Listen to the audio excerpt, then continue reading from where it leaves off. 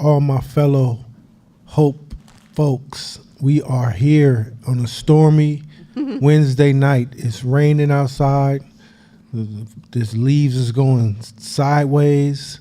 They calling it a storm, but we inside here in this warm weather. So I hope everybody had a good week. Same thing. You got to get a breather. You got to meditate, read. You got to grow, and you made some money. So we got another action-packed class for tonight. We're going to get into some more of thinking traps and deep into the second chapter of emotional agility. So I'm going to be talking from the second chapter of emotional agility. And as always, Nana got a lot of fire. Last week was fire. So if that would be a good time to revisit and re-listen to last week's, especially that second half. It was fire. So let's get right to it. Thinking traps. Okay. Why is this doing that? Okay. Emotional agility and cognitive distortions. Okay, real quick. So I want to tie back cognitive distortions to this book because this is so applicable for emotional agility. So I want you to tie the lines of all the cognitive distortion training that you've learned back into this emotional agility book that we're reading, so you can realize that it's all connected and the foundation of what we are talking about ties into cognitive distortions. Go ahead. Emotional reasoning, all or nothing, personalization, and jumping to conclusions. Okay, so emotional reasoning, all or nothing, personalization, and jump to conclusion. Who knows what emotional reasoning is? Anybody?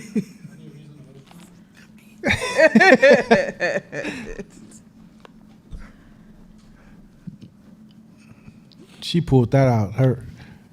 Go ahead, Shakina. Dude, it'd be the coldest case ever. Bam. What was that, in living color? Bam.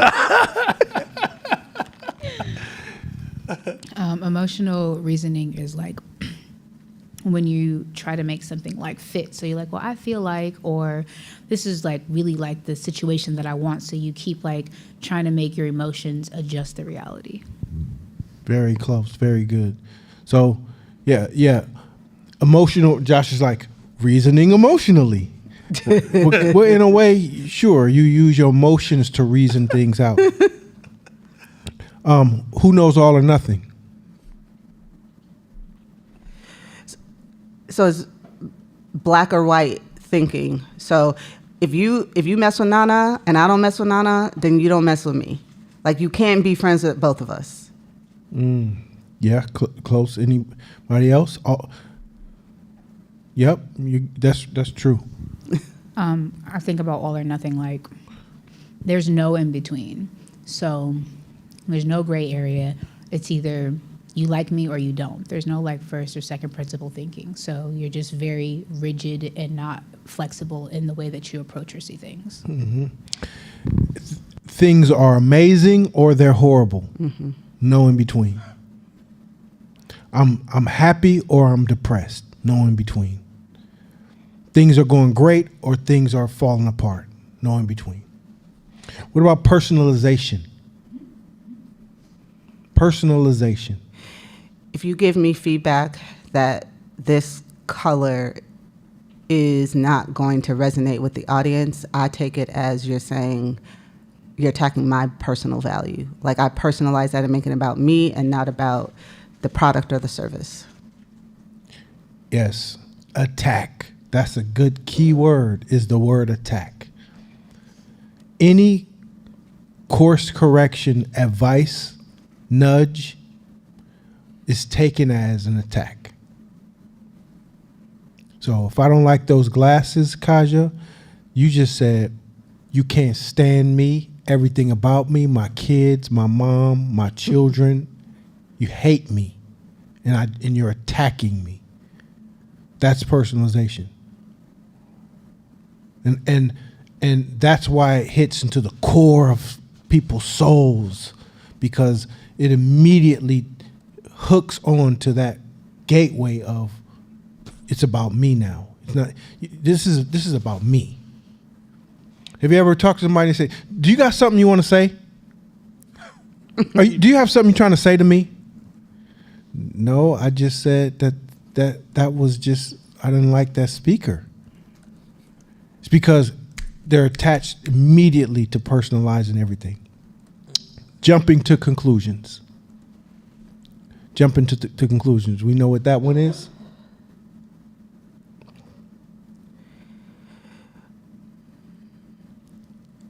Yes, I'm just trying to think of a It's good really simple. example. I can just because they won't let me answer, but I like these so much. You want to ask questions. You just jump to conclusion. You're assuming assumptions. Mm-hmm. It's more. These are really intense, especially if he was to take time and blow these out. These are really intense. Mm-hmm. So I want you to take these 4 cognitive distortions. Now that you know,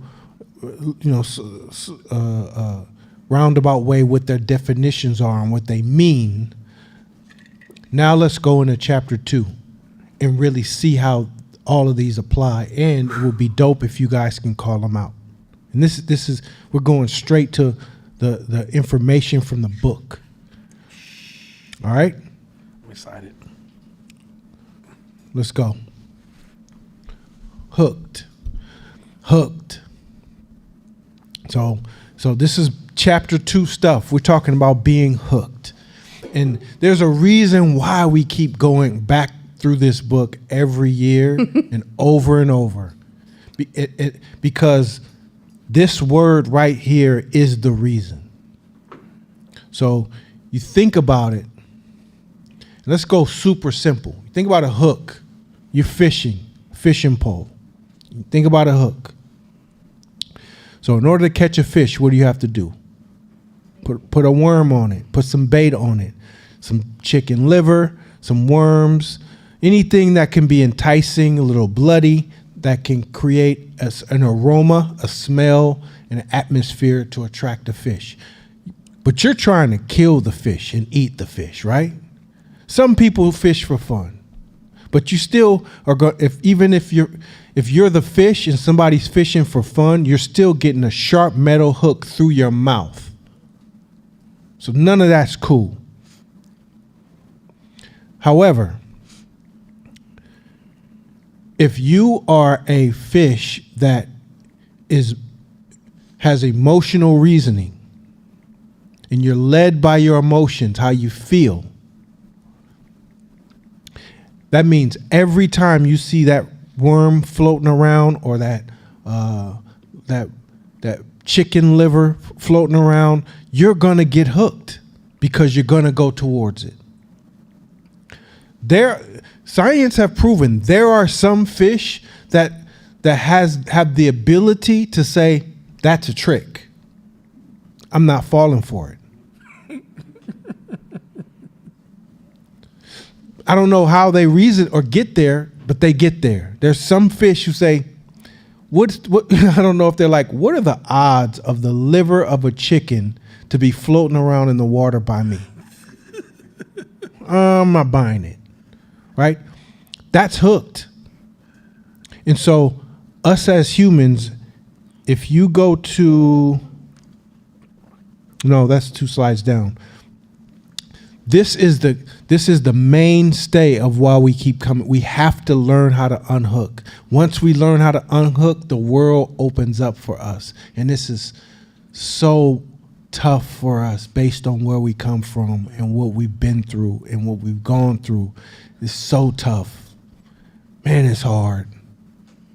And I want for us so much for us to learn how to not get hooked. Me included. Because that will change the game for us. So let's go next slide. Tight, disrespected, shocked, insulted, appalled, seeing red, blacked out, stubborn to a fault, salty, betrayed, bitter, big mad, road rage, jealous rage, over competitive, right and wrong rage, hooked. So these things right here, a lot of things on this list give us internal justification to be hooked. We give ourselves permission to be hooked when we feel some of these emotions. Because if I feel disrespected, I have the permission now to be hooked. Wouldn't you have? Somebody called you the N-word, or stupid, or ugly, or fat, or dumb, or retarded, or anything. A lot of us have internal mechanisms that give us permission to be hooked. Oh, you have the right. You got the right to be hooked. And that mechanism still operates today as adults, and that's how we get ourselves in trouble. That's how we mess up. That's how we lose. That's how we lose out. That's how we sabotage. That's how we self-sabotage. That's how we blow it. It's because we have given ourselves permission in these moments to get hooked. You insulted me. I get to be hooked. We got raised by our parents lightweight that says, hey, you better not act up, but here are the few times where you can and you won't get in trouble. Really? What are those times? So let's get it from the audience. Any other time you get your ass whooped at home by your parents, but what were some times where you were able to crash out? Somebody put their hands on me. Somebody put their hands on you. One. What else? Any other times where you could crash out and you wouldn't get in trouble at home? Somebody put their hands on your sibling. Somebody put their hands on their sibling. Disrespect the family. I was just Disrespect the family. Anybody else? Stealing Stealing. from the family. Stealing from the family. If somebody stole from your family, you had the right to go put your hands on them. In my household, somebody called you the N-word. I had a green light, full pass. Dead serious. Full pass. If somebody threatened people from my family, my sisters, if I had a bully, green light. oh yeah, get them. Bully, green light. The one with the biggest mouth, get them. Yep. Any others? Anybody else? If somebody talked about your mama, green light. And the kind of green lights that we had is if you didn't do it and somebody from the family was present, then you would get in trouble for not doing it. Wait a minute. So you let him talk about your mom like that and you didn't do nothing? Well, it was a teacher that I told you wouldn't get in trouble. Mm-hmm. So we have been programmed to give ourselves passes to be hooked. My point is, as we grow up, we have to recognize this shit and understand that it's time to turn these hooks off. They're irrelevant. Somebody messing with your children, even when your children are grown. Somebody messing with your children. Yeah. Absolutely. Hey, real quick, just real funny. So my mother told me when I was a kid, she's like, hey, I'm your mama. The rest of people out here ain't your mama, so no adult can check you. I said, what? So all of a sudden she come home and I'm on top of the fence. F you, blah, blah. I'm using every profanity word. I don't even know how to curse properly. I'm just throwing them all together. I said, what the hell you doing? Well, they told me to get off the fence and you told me no. Right. Permission to crash out. I with the towel. Right. Next slide. All I saw was Nzinga. Right. That's all I saw. Unfair. Okay, hold on. Unfair. Target. So if something is unfair, do you feel internally you might have the permission to get hooked? Because it was unfair. Anything unfair. Is that a possibility? Is that tinge of like, hey, I got to stand up for myself? Does that come out in you when something's unfair? Wait a minute, you gave him 4 and you only gave me 2. You gotta watch yourself. You gotta take that deep breath and understand concept of fairness. What that actually is. We get hooked when it comes to that word. What else? People try and cut you in line after you've been standing there. Cut you in line, honking at you. Anything that triggers that unfairness gene in you, that's where you can get hooked. You did it. Why can't I do it? You did it. And some people's are extreme. They have to equalize and neutralize any sort of unfairness. Have to. I didn't say nothing to you the last time you did this, and now you want to come and tell me about what I'm doing, but what about all the other times where you do XYZ things? Unfair. Unfair. You know what one used to get me is when I exercise patience, but then I still get in trouble for it.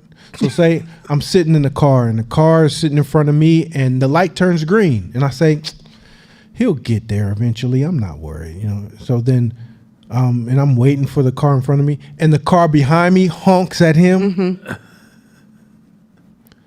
And I'm like, motherfucker, I'm being patient. You wait. I didn't see that one coming. I did not see that one coming. Pause. Yeah. I'm still there. I ain't stopped. Hooked. Next one. Comparisons. Oh, go back. Yeah, you know, he switched slides. Yeah, I'm still on the same slide. Yep. Yeah. Comparisons. Constantly depressed. Okay. Constantly depressed, and I know this might touch some emotions, but depression can, as you know, if you ever been depressed, depression is a slippery slope, and depression is also a compounding agent. So depression compounds to more depression, and so you can get hooked because it also is a badge lightweight that you can wear to give you permission to be wherever you are. And it feels good because it kind of can back off. People back off of you. I'm depressed. But it's a hook. Keep going. Sad, overwhelmed, hurt, defeated. Yeah. So those two can be connected to being hooked. Okay, unfair. This one, relationship talk, black and white talk, gender talk. Those are all hooks. Absolutely. If you're talking about what men can do versus what women can do, and it's a hooked. You're guaranteed to get hooked. You're guaranteed to get hooked. What's fair for women, what's fair for men, guaranteed to get hooked. Color, races, guaranteed to get hooked. And any lingering emotions, guaranteed to get hooked. So these two slides, they carry us humans. We're carried by these two slides most of our walking life. If we don't know how to unhook, we're being carried by one or some of these slides at all times. Pretty privilege. Pretty privilege. What are men supposed to do? What are women supposed to do? You know, Well, there's a modern one that's not on there. Being hooked by the herd. So the herd, everybody's going this direction, and now you hooked and you buying into something similar to like the a lot of social movements that happen, that people got hooked into it, and didn't get a chance to process it for themselves. Like when George Floyd first died, no one wanted to hear any other opinions or reasoning because they were hooked on one direction. So I think there's social proof version of hooked. True. Next slide. Online, Fern said, I realized I was super hooked right before Black Vines, so much. So she can't remember what she did in this space. So what it did is it didn't allow for her to be present in the moment. Probably maybe lost out on some opportunities, some financial opportunities. A lot. That happens to all of us. Absolutely. Happens to all of us. Next slide. This is the thing. Aside from the extreme complexity of building a business and creating value in a hyper-competitive marketplace, most people can't get past the hooks of their own psychology. Ooh, shots fired. That's what I've been trying. That's what the thing Shots is. fired. Can you imagine? Imagine how hard it is. Being an entrepreneur is hard as fuck. If any of us in this room have tried or are trying or are in it or in the fight or in some stage of entrepreneurship, we can all agree that this shit is hard as fuck, right? So if we're entering and engaging in the craft of something so challenging, then you can expect that the failure rate will be extremely high of someone who's attempting to achieve success in such a high endeavor, but can't get past the psychology of their own hooks. These these ones back here. Come on, bro. Anytime somebody says something that slightly pisses you off, ticks you off, makes you slightly mad, and you hooked. You can't move for the rest. You can't operate a business. You can't do it. And then imagine if you're fighting and battling with emotional hooks, comparisons, unfair, and then you got road rage, you right and wrong and entitled. Every time you get disrespected, you mad, and you want to build a business. You broke. Can't do it. You won't be able to do it. Come on, bro. This is fire. And every time I say this too, say we got black swans in the space, which can happen, where you got crazy talent, or you have an amazing product, or you have this incredible recipe that's bomb as fuck, and you get in there and you get in a space and you start selling, and it takes off, and you have a hype cycle, but you still have unresolved issues revolving around your hooks. You're just a ticking time bomb. Come on, bro. It's a matter of time for one of these to happen. Fire. So it's like it's like the roulette wheel, and and as long as that ball lands on red, it's a wrap. So say you've been landing on white just by accident the first 4, 5, 6, 7 times, but it's a 50-50 chance. So it's gonna happen. So the scramble has to be psychology, your own psychology. A big one we missed. If you're hella defensive, hooked. Hooked. Just the truth. If you're hella defensive, hooked. That means you can't get past any stage that you're in right now, because growth requires palms out, being open, humility. Teach me. I'm a student. I know nothing. Give it to me, please. And you can't get there when you're defensive, holding. So this is these 3 slides is the key to this thing. We cannot grow. Us as black folks cannot get past first base ever. Not because we're not as talented, more talented, or more intelligent, or more anything. We can't get past first base. We keep getting thrown out at first base because our hooks. Once we can release that, man. Fire. I had a conversation with I wonder if this is an example of comparison. I met with a good long friend of mine, and she is working at a company. She does product development. She's working at a company where all the leaders are white women, right? And she's not. And that wasn't the thing that she pointed to. What she was saying was like, I don't really relate to them. But what was underneath that was this feeling of they're so different from me. Mm-hmm. The whole time I was listening, right, I wanted to be like, well, here's how you could think about that. But that wasn't the time. So I was like, just be quiet and listen. It was very difficult, I want to say. Very difficult. But I was like, damn. But what I was feeling like is she was sharing with me that she was probably going to start looking for something else because she didn't feel like blah, blah, blah, blah, blah, blah. And I was thinking to myself, she was saying to me, I'm so different, and I've been very different from other leadership people in most companies I've been at. And to her, that's an asset. But what she was feeling like is it wasn't necessarily an asset in this situation, that it was actually, she was losing out on the opportunity. And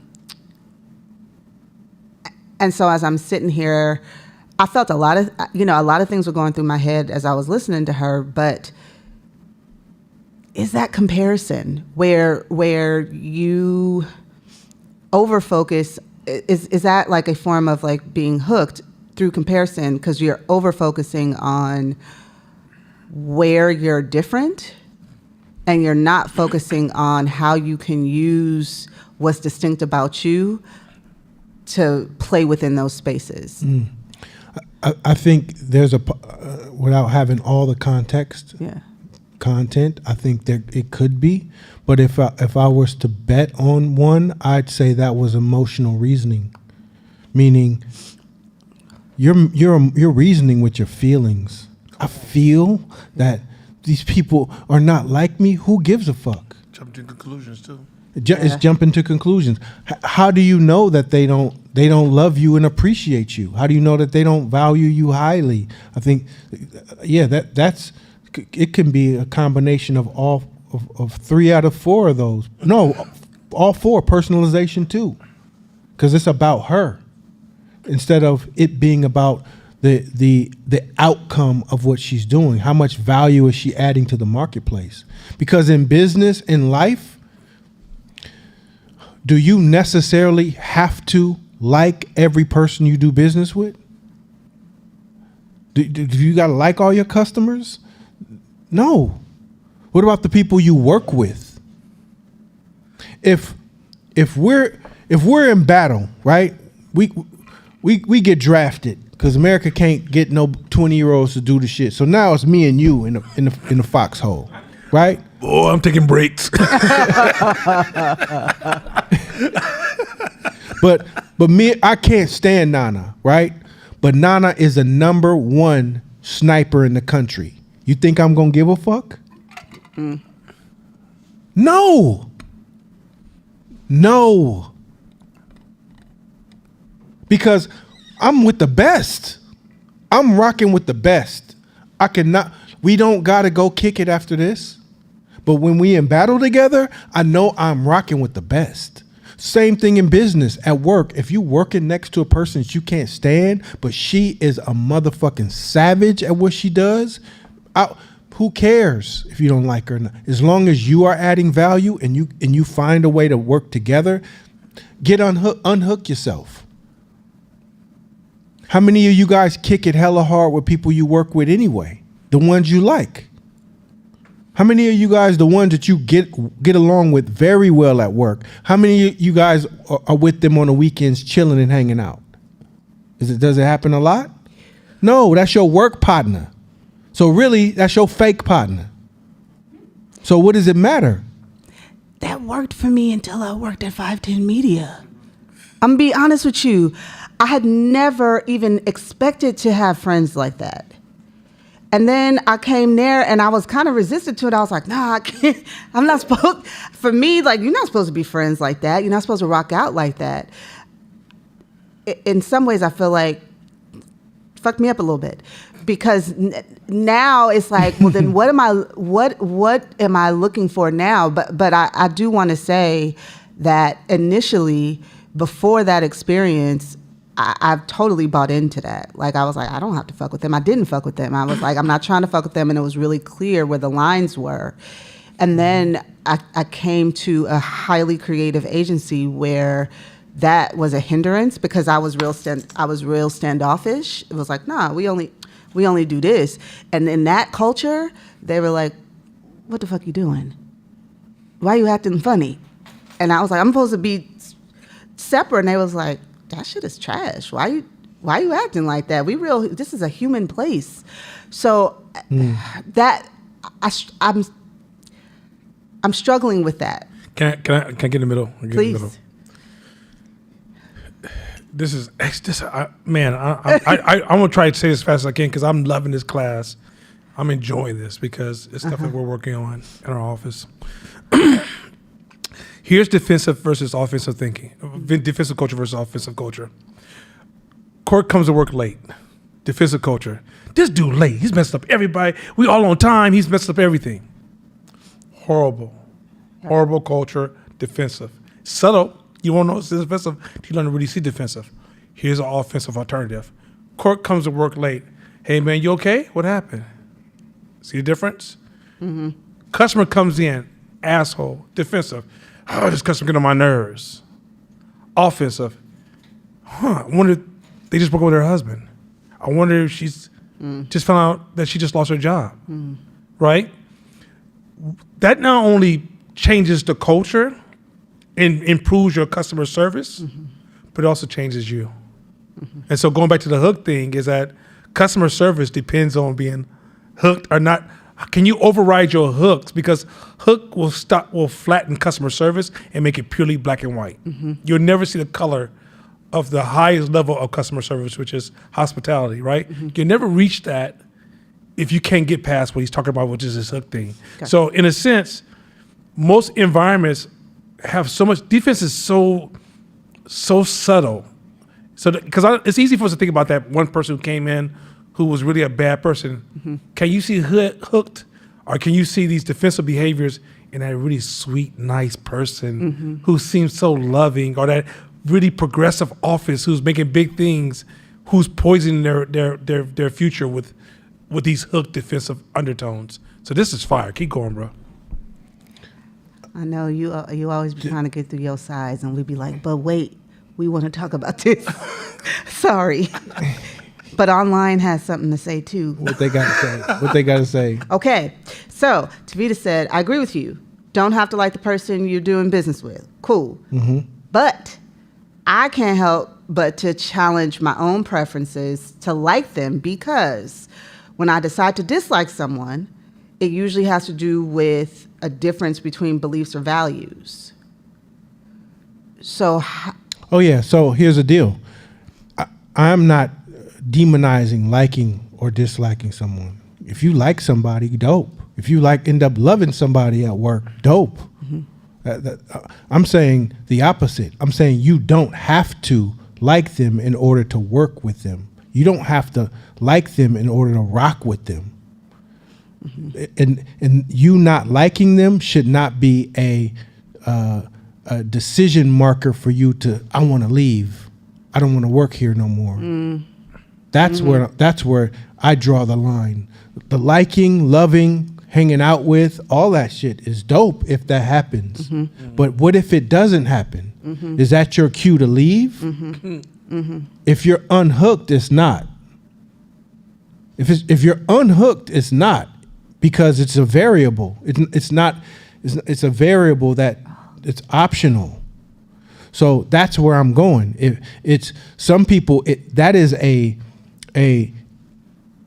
deeply embedded value for them, that I have to like the people that I work with. I have to like my customers. There are entrepreneurs like that says, I have to like my customers. You ain't my customer. on fire customers. Listen, I'm you know what? I'm gonna enforce a dress code that you can't wear Jordans or weaves or pants with rips in them or box cut T-shirts and come in my restaurant. What are they saying? No black people, right? Josh back there clapping. I'm gonna fuck him up.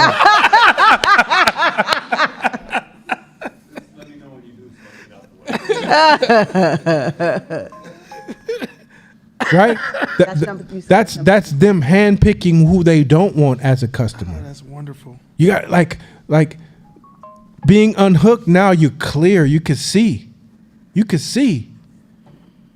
If there's a particular group that loves your product, but you don't like them, and you don't want to do business with them, you're hooked. Mm-hmm. You hooked. And next slide, we're going to talk about more why this is so difficult.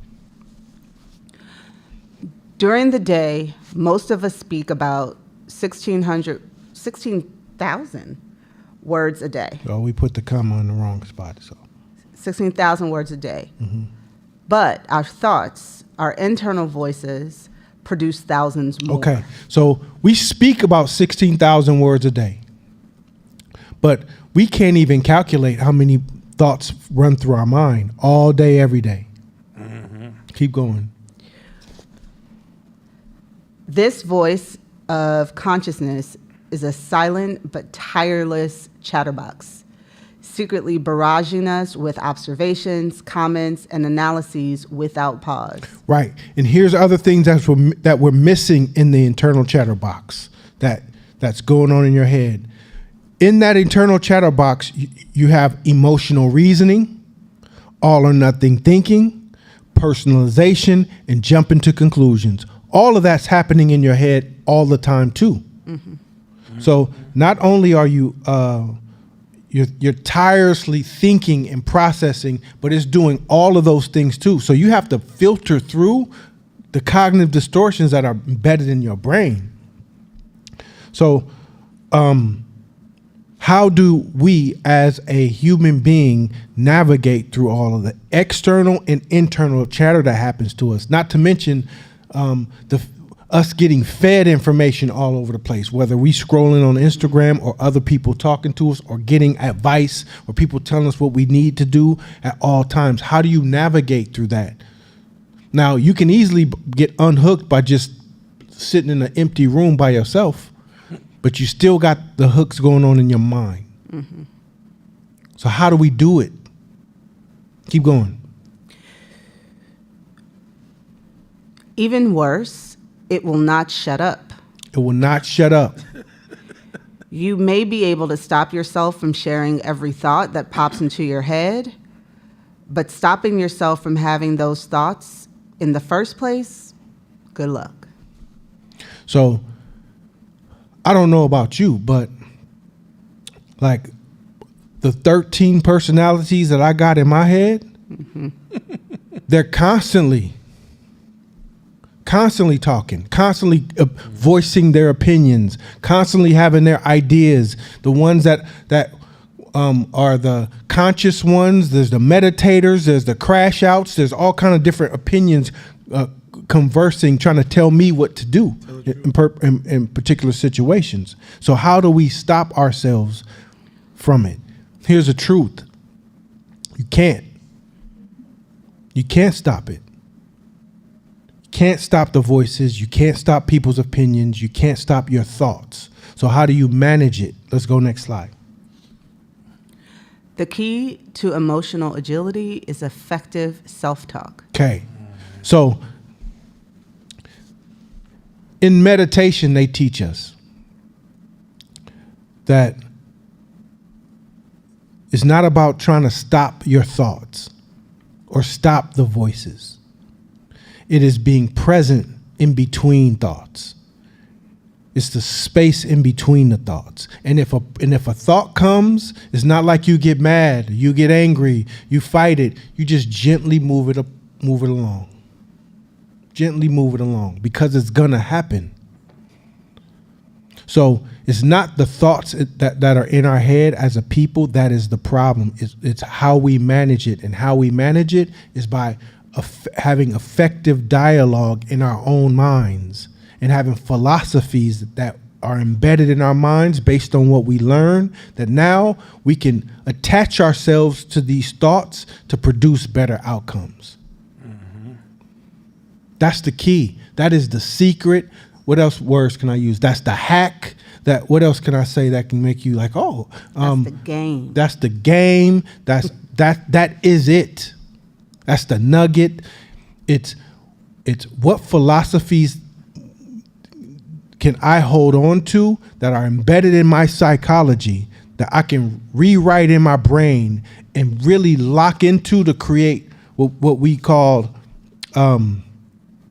they're embedded beliefs, so that if thoughts come to our head and they're not productive or they're hooks or on being on the verge of hooks, what philosophies can we bring out that can gently move them along so we can get to the best outcome? That's how we do it. Like the fighting of it, the trying to fight, make shit go away, it won't. It's not. But the beauty of your brain is that it can be reasoned with. So when you learn how to reason with your own mind, now you can manipulate it. Once you can reason with your own mind, now you can manipulate it. Anybody had small kids? If you ever had a small child and he or she goes into a fit where I call it compound crying, right? So it starts here, it goes here, and you say something, but it was a wrong thing, so it goes higher. And you like, man, you maybe tried dominance and that didn't work, and it went higher. And you see where this is going, right? That's when your manipulation kicks in, because you're like, all right, I have to try something different. I have to be able to learn how to reason with this person in this emotional state. And how do you get them to come down from that? You reason. It's emotional reasoning. You reason with their emotions to bring them down. And if you got good at it, you like, shit, I'm getting good at this game. Like she can be at like 7 out of 10 crying, and I can be like, what's wrong? And she can like, well, this happened and this happened. And I can be like, well, instead of playing the black and white, the right and wrong game, I find the emotion to reason with it and bring her out. You got to learn how to do that with yourself. Mm-hmm. You learn how to do that with yourself, then now you have mastery over yourself. Okay, it's hard for me to get hooked. It's hard for me to get hooked. Keep it going, bro. In recent weeks, I have to say I have found this all to be so helpful. Like I've found so many. This has been a 2-week period where I have used so many things that I learned in this class, and I was like, thank God I'm in this class, because I needed these things. So we found out 2 weeks ago, because I was traveling for my birthday last week, but right before I left, my job's eliminated. I had a DEI-based role. My job's eliminated. I'm not being put out, but I have to find another job in the company. I have to interview, apply. A number of people have impacted, so it's competitive. So I'm back in the slush fund, and I'm watching people panic and get crazy and ask 50 million questions, and there's all kind of prognostications flying.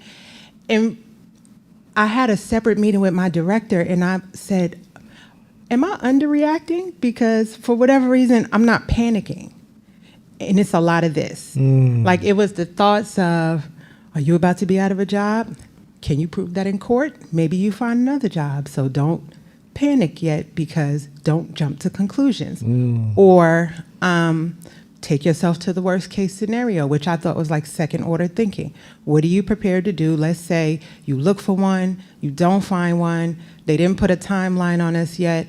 let's say they put a timeline and you don't find one in time and you have to take the severance package and leave. What are you prepared to do? Okay, make a plan for that. Have optionality. So I was just pulling all these hope that's things. dope. And I know in the meeting I probably seemed like the insensitive asshole because as people were spiraling, I was like, but that's not really what that means. And I was doing Nana. I was like, well, do we really know that that's what's going to happen? So I was so grateful for the ability to do this, manage the self-talk. Because every now and again I would feel like, oh, you potentially about to be out of a job? And I was like, well, no, you don't know that.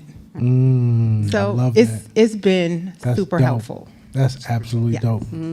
Super tight. Well, let's get into some of the stuff then, because that's a great segue. We have to cut through the noise with simple, basic mental checklists and filters for most of our day-to-day activity. Okay, so this is what makes it easy. Not easy, because that shit ain't easy. But here's what makes it easier. If you have a simple checklist throughout your day-to-day activities to run things through, then it will allow you to process all these thoughts down through to a filter to give you better outcomes. It doesn't have to be complicated. There's a few, you can use one of these or some of these or all of these. Kaja mentioned one of them. But if you incorporate that into your mental toolbox, it's going to save you from getting hooked a lot of the time. So let's start with one. Mental filter number 1, court of law. Am I 100% certain this is true? There you go. She used so court of law is probably the most powerful one of them all because it will cut through all your BS, whining and crying, all or nothing, jumping to conclusions, personalization. It'll cut through all of that shit in one question. Bang.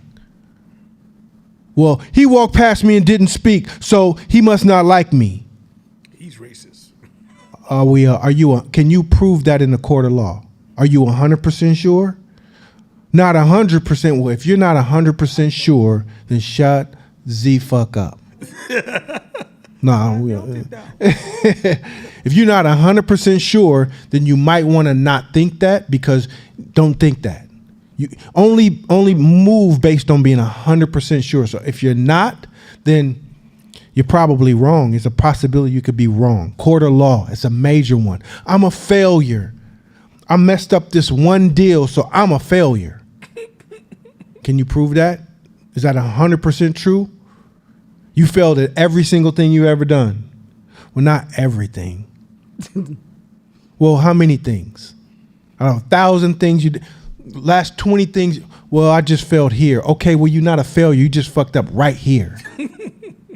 Okay. You see what I'm saying? You see how this is powerful? That's important. You didn't. My kids, my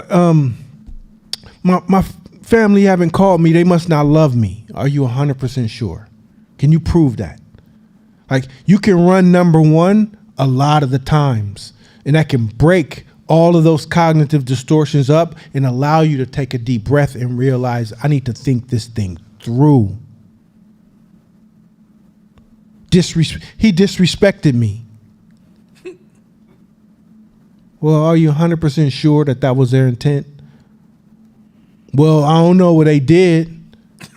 It's how I felt. That's my truth. You know what I'm saying? I hate that. I hate that phrase. Like this one is a powerful one. Powerful one. That's if it was worth reading that shitty ass book for that weak book, but it was worth it for this one line. That was the Code of Extraordinary Mind. Say what you mean, bro. It was worth it. It was dope at the time, but now I couldn't stomach it. Yeah. But that's where we got this line from, and this is a powerful one. So I will read it just for this one line. Am I 100% certain this is true? This is one of them ones that you can carry with you. It's not complicated. You don't need a Harvard law degree for it. All you need is to ask yourself the question, and it will interrupt your pattern and allow you to say, well, what's actually true then? Well, really, it's not. I'm not a failure. I'm not a failure. You get fired from a job, or you lose out on a contract, or your company or your business flops and fails. The am I 100% true question is a beautiful one that can open you back up to say, oh, it's just isolated to this one or a couple of things. Write this down, embed that into your psychology, and use it. Next time you down, next time you feel some type of way, next time you make an assumption about somebody, next time you jump to conclusions, ask yourself this question: am I 100% sure that this is true? If no, then back up off of it. If no, what is true? What do I know? What are the facts? Beautiful. This one's probably the most powerful one. I use it all the time. Yep. Next Really? one. Inversion technique. What would have to be true in order for the opposite to be? Oh man, this is a dope one. But this is a little advanced one, because you have to be willing to be wrong. You have to be willing to be wrong, to say, if I believe in X, what would have to be true in order for the opposite of X to be true? It's a version technique. But once you can wrap your mind around the whole spectrum of an idea, you know how powerful you are? I use this one the most in when a group gets hooked. This is the best tool to catch the social proof hooked. So, for example, if you say something to me and it's, say you say something that's very complex, but it sounds very convincing, right? And I'm about to join you in my frustration. The first thing I have to say to my brain, wait a minute. If that's true, then that means this has to be true. That means you're arguing this sub point here that you don't realize that's actually blind to the group that's involved in this discussion, right? So this one's so powerful because it allows you to have a strategical view to lead a team. Because then the team say, we're going to do this, then you have to ask your question, well, how do we even know this makes sense? And if we do this, we're assuming these things. So we're assuming these things, are they absolutely true? So I think this is, like you said, it's an advanced form of, but if you get this one here, it helps you solve so many problems. Invert, what they say is, when in doubt, always invert. Like, just invert. So this is fire. Powerful one. And this can help you also disrupt your group think. Because say you're doing something very well. Maybe you pride yourself in something, right? You pride yourself in great customer service or great designs or great whatever your food choices are. But if you were able to invert that and say, what if we sucked? What would be some of the reasons why we sucked? And you know what? You can come up with some new and excellent ideas that you didn't think of before because you were so hooked on how well you're doing. So this one's a very solid one. It's advanced, but it's solid. Really good. Next one. Number 3, come back to this when you are more calm. Super simple. Yeah. Yeah. Somebody got you hooked. And somebody says, you say, well, you know what? I think you should do something. I don't give a fuck what you think. Hey.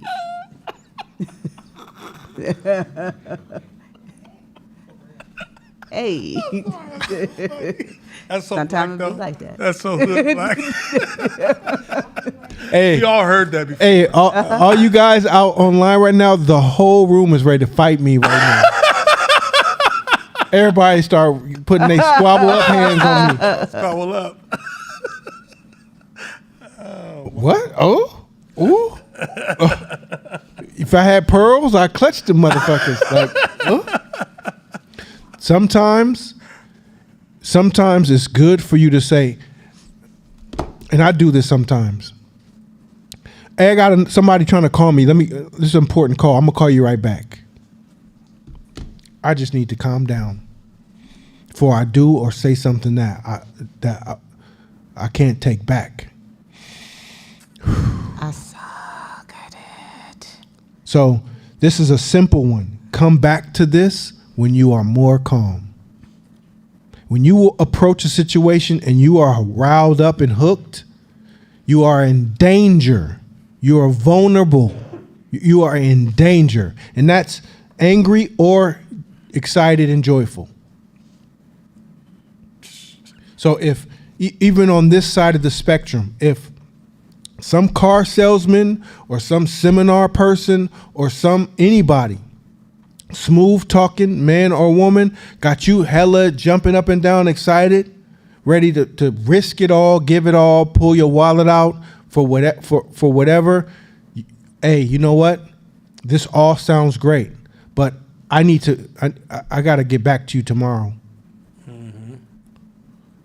I don't give a shit what you say. Hey, my money's tied up in another account, so in order for me to even get to it, because I protect myself from making bad decisions, I got to go transfer it. So it's going to take me a day or so just to even get to it. So let's talk tomorrow. That way you can go home, you can calm down, you can come down off that dopamine, serotonin, whatever was infused in you, and you can think clearly, logically. What's truth? What's not? Because the rest was noise and emotional.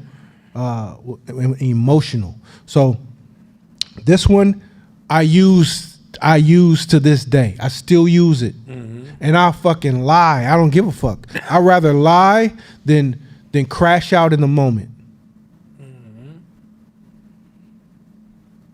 Because if you say you don't give a fuck, my next line is I don't give a fuck either. That's my goat. That's my next logical step, right? So now what?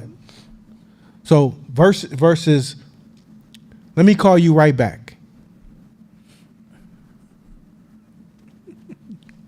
I just need to unhook for a second. Then I can call you back with level head. That's business, grown woman shit, grown man shit. That's real mature shit. That's maturity. Next one. Oh, you Suck at go. that. I suck at that, especially if I can point at holes in your argument. I am. You hooked. What? What? I'm on the end of the fish hook like nobody's You hooked. business. Don't be like, if I can see your holes, it's because I enjoy debating. Like, I enjoy the conversation so much. Now it's like I'm excited by it, and I don't want to calm down. I want to be right here, and I want to talk about all of the things that you like. It's a really strong. It's like seductive for me to notice it. My ears and my eyes go to it, and I'm like, it's like a heat-seeking missile. It's very, very difficult for me to be like, in the moment. Sitting here, nothing's happening, so I could totally see the value in this. But in the moment, everything in me wants to stay right here. But you know, the culture is so crazy that if you were able to unhook yourself at that moment, you could even offend the opposite person who's hooked. So because they wanted to make their point, and then they were like, well, I'm ready to debate you. And you're like, well, okay, sounds good to me. We'll talk later. And you walk away. They'd be like, what the? People get offended sometimes because we have a culture that supports this hook behavior, especially when you have a very defensive culture, to walk away from battles and wars that you realize there's no win here. And if you got it caught up you're in this emotional space where you can take losses, often the other party sometimes we become more enraged. So it's hilarious. This is crazy. I love this. Yeah. So that what you're saying is the seductive feeling is what creates the hook for people. You can't get hooked without feeling a seductive feeling, Yes. or else it'd be hard to get hooked. Being hooked has to feel seductive, has to feel attractive. because there's a certain level of vindication and freedom and power that comes with being hooked, or else it wouldn't happen all the time. But so there is a seductiveness to it, but you have to resist the seductiveness, and because you're basically a slave to other people's ability to draw you in. Once I know your buttons, anytime I'm irritated or I need you to do things a certain way, I just push them. Dennis Rodman. It's a Dennis Rodman effect. So guess what? You're vulnerable, and I'm not going to push those buttons in normal times. I'm gonna do it during championship events, championship moments, the height of moments where you got to show up. That was the best answer you could have given me, too. Because I'm sitting over here like, fuck that. Okay. Oh, we waiting. Now I got to figure it out. We waiting. Yeah. We wait until there's money on the line, lots of money. I've crashed and burned shit based on me being hooked so many times in the biggest moments of my life at times.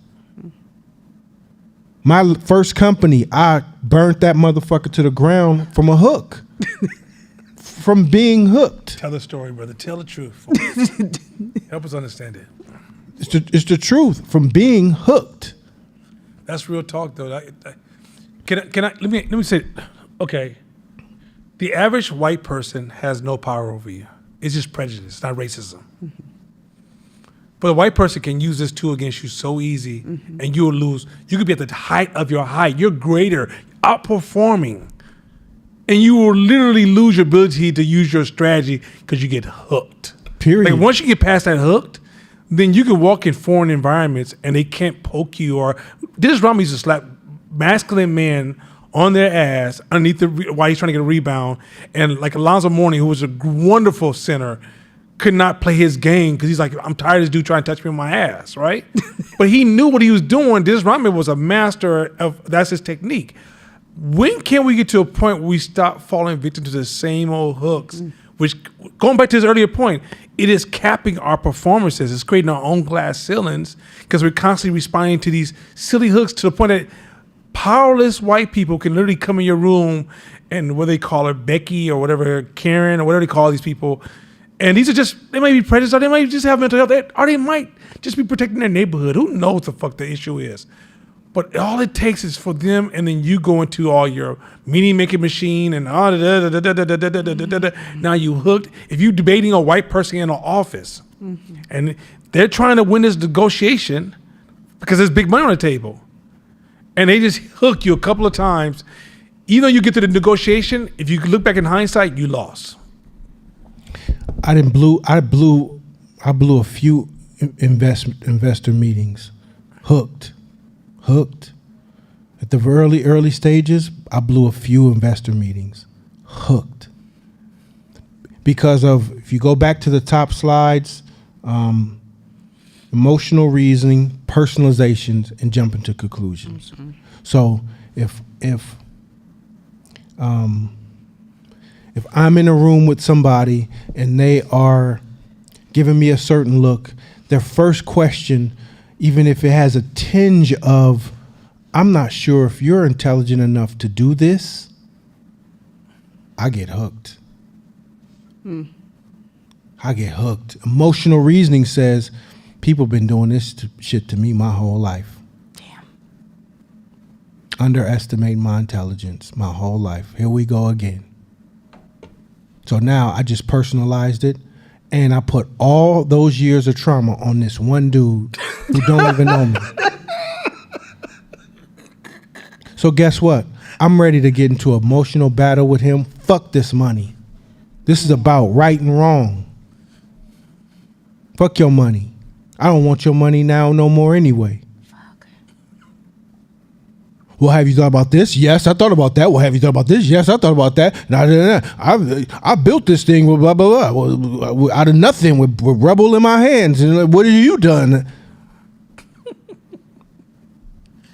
Okay, well, thank you so much. Hooked. Hooked.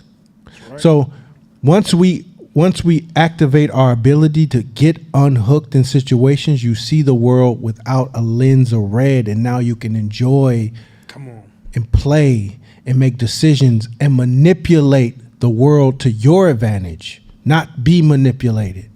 How come this shit always happens to me? Because you don't realize that there's not chicken livers in the water. Chicken livers don't. Once you realize that ain't no chicken livers in the water, then you be like, yeah, I see that. Master. But it smells so good. Chicken liver. Have you tasted chicken liver? Have you had a hook in your mouth before? Like, that shit don't feel good. And you might die. You're going to be on somebody's grill. This is Excellent analogy. great. And damn it. Okay, Next one. next one. Deep breathing. Deep breathing. Oh, the power of a deep breath is so good. It's so simple, but it's so good. A deep breath is so powerful. Because you know what's happening a lot of times? This is science, so don't get on me about no woo-woo shit. Nah. This is science. So most of the time when we get hooked, right, it's activating our fight, flight, freeze response. All three responses when you get hooked, most of the time, you hold your breath. You stop breathing. And if you are breathing, it's real shallow. Because you in one of those response times, fight, flight, freeze. So now you either not breathing or breathing really shallow. So when you start breathing really shallow, your brain is signaling something's wrong. My person's dying.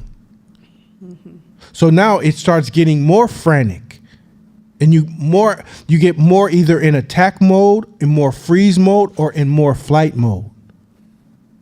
So a lot of times your reactions, because your brain rushes from your brain to vital organs at that point, because it's trying to keep you alive.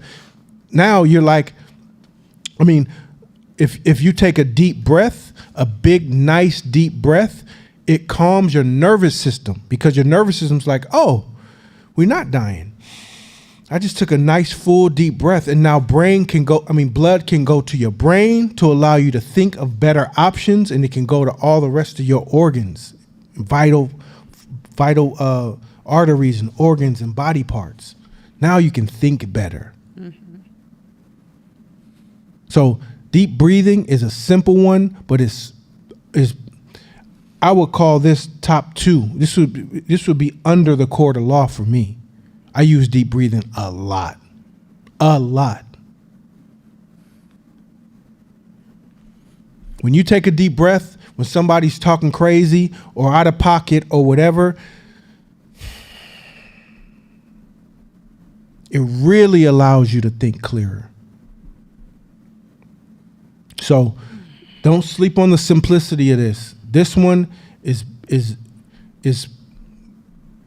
one of my go-tos. At least twice, 3 times a week. Next one. Number 5, what is my intention? This is a huge one. And not just what is my intention, is what is the intention of this conversation, what is our intention, what is the intention. That is a better way to ask is, why are we here? Mm-hmm. So if I came to you to talk about chips, and you said you didn't like the water, and I said, what didn't you like about the water? You're like, you brought the wrong water. Well, why are you tripping off the water? Water's water. And you're like, yeah, but so what? Like, you're supposed to bring the right water. And you guys go down a whole rabbit hole about water. And you say, wait, what's my intention? What's the intention? Oh, the intention was to talk about chips. Let's get back to chips. Water doesn't matter. A lot of times when you ask what's the intention, it realigns you to your purpose, the purpose of the conversation. Why are you here? I came to do X. So we're going to stay on X. All the other irrelevant shit, you're getting caught in my emotional reasoning, right and wrong, and fairness about shit that has nothing to do with what we're talking about. Mm-hmm. Why are we here? We're here for this, to talk about chips. I don't care about nothing else. Gives a fuck. It's not my journey. Chips is right now. So why are we here is another question. What's the intention? And that way, it keeps you on track in conversations. Have you ever approached somebody with something, a problem, an issue, and while you're discussing with them that problem or issue, they take a minuscule thing that you said that slightly wasn't right and just argues that point? Mm-hmm. Well, I've been talking for 5 minutes, and then you want to argue with me about something that was red that was actually blue. And if you get caught in that emotional reasoning, you'll get lost in that argument versus, why are we here? What's the intention? This one is a time saver for you. And that allows, if you're by yourself, what is my intention? What is my purpose? Why am I here? Realigns you to what your purpose and intention is versus getting caught up in your emotional chatter. Can I add that also too? What is my attention suppresses your assumptions, because like going back to the investor, right? If you sat down and was clear why investors are sitting down with you, then you understand what they're there for. But a lot of times we don't understand the intent of the person. Where, I'm sitting down with a car salesperson. I don't understand that person's intent. So then I know how to even listen to what this person's telling me. Also with intention, I can have my group of my set of values or behaviors that express my values, like my mannerisms and the way we do things in our culture, right? And I'm sitting with somebody who doesn't share those same things. They can be same color, same race, but say they're from across town or over the train tracks, and they'll do something that I'm like, oh, that offended me. But you never ask yourself, but what was their intent? You got to separate. Have you ever been in an argument with somebody, and you go, let's say going back to your point, I gave you some advice and say, hey, that bottle should be gray. Mm-hmm. You go, I don't appreciate the way you stop yourself and go, wait, what is his intent? Is he trying to help me? Is he trying to take the bottle away from me? Mm-hmm. Is he trying, once you realize even feedback is the intent to help your business, it turns down all that emotional storytelling, all the distortions and all the hooks that come after that. Because a lot of times you're getting offended. So 99% of the time, people are like, oh, you're so hard for me to talk to. And I said, do you understand my intent? Like, I don't want anything from you. I'm just trying to help. So how can you be mad at somebody's trying to help because you don't like the way they're helping you? Then you don't understand the intent, right? So me personally, the way I move in this world, I try to measure everybody by their intent over their actions. Because actions, if I lock people into actions, then what I'm trying to do is lock everybody into the way I see the world. And if you don't fit my model of how you should move in the world, then you're against me. But if I'm moving from intent, I will say, okay, I don't like what the person said, but what was that person's intent? And once you do that, all of a sudden, a lot of that noise of this person irritated me, I don't like these people, or I don't get along with these people, the lady at the job, she's making assumptions about their intentions. Half the time, these people are they're just trying to take care of their family and make a decision, but because you assume their intention without gaining clarity on their intentions, you done made up a whole nother story. Now you victimize, and now as a black woman, I can't stay in corporate America. Are you clear on the intent? So why are you even there? Why did they hire you? They didn't hire you to change the company. They hired you to hit this role right here. So now you all offended because they didn't call you into the boardroom and make a decision. Do you understand intentions around here? So intentions is a super powerful tool for just navigating life at all times. You should never let that one go. Yeah. What is the other person's intent? It's a good one. Yeah. There's a saying, what is it? The road to hell is paved with good intentions. Yeah. But knowing the other person's intentions will save you from jumping to hella fucking conclusions. Yeah. And making assumptions about what they meant. Next one. Number 6, throw the first stone. Apply empathy to the situation. You ain't perfect. Okay. That's a big one, meaning we so quick to, what's the word? We're so quick to demonize what other people do. all the while, there's been times when you've done stuff like that too. You ain't perfect. You ain't perfect. None of us are. So there's a I don't know. You guys know that parable in the Bible about throw the first stone? You want me to give you a refresher? Those of y'all who ain't read the Bible, there was a situation, and Pastor Chris, don't ding me on this, but it was about a woman who had cheated on her husband, and she was outside the gates. And the rules back then was if you got caught cheating, the high priests or whoever they were, Pharisees, will stone you to death.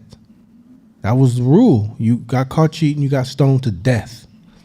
So they was all outside. I don't know, maybe they had the rocks in their hand already and ready to go, and she was standing there about to get stoned. I'm not laughing at her, but I could just see the visual right now.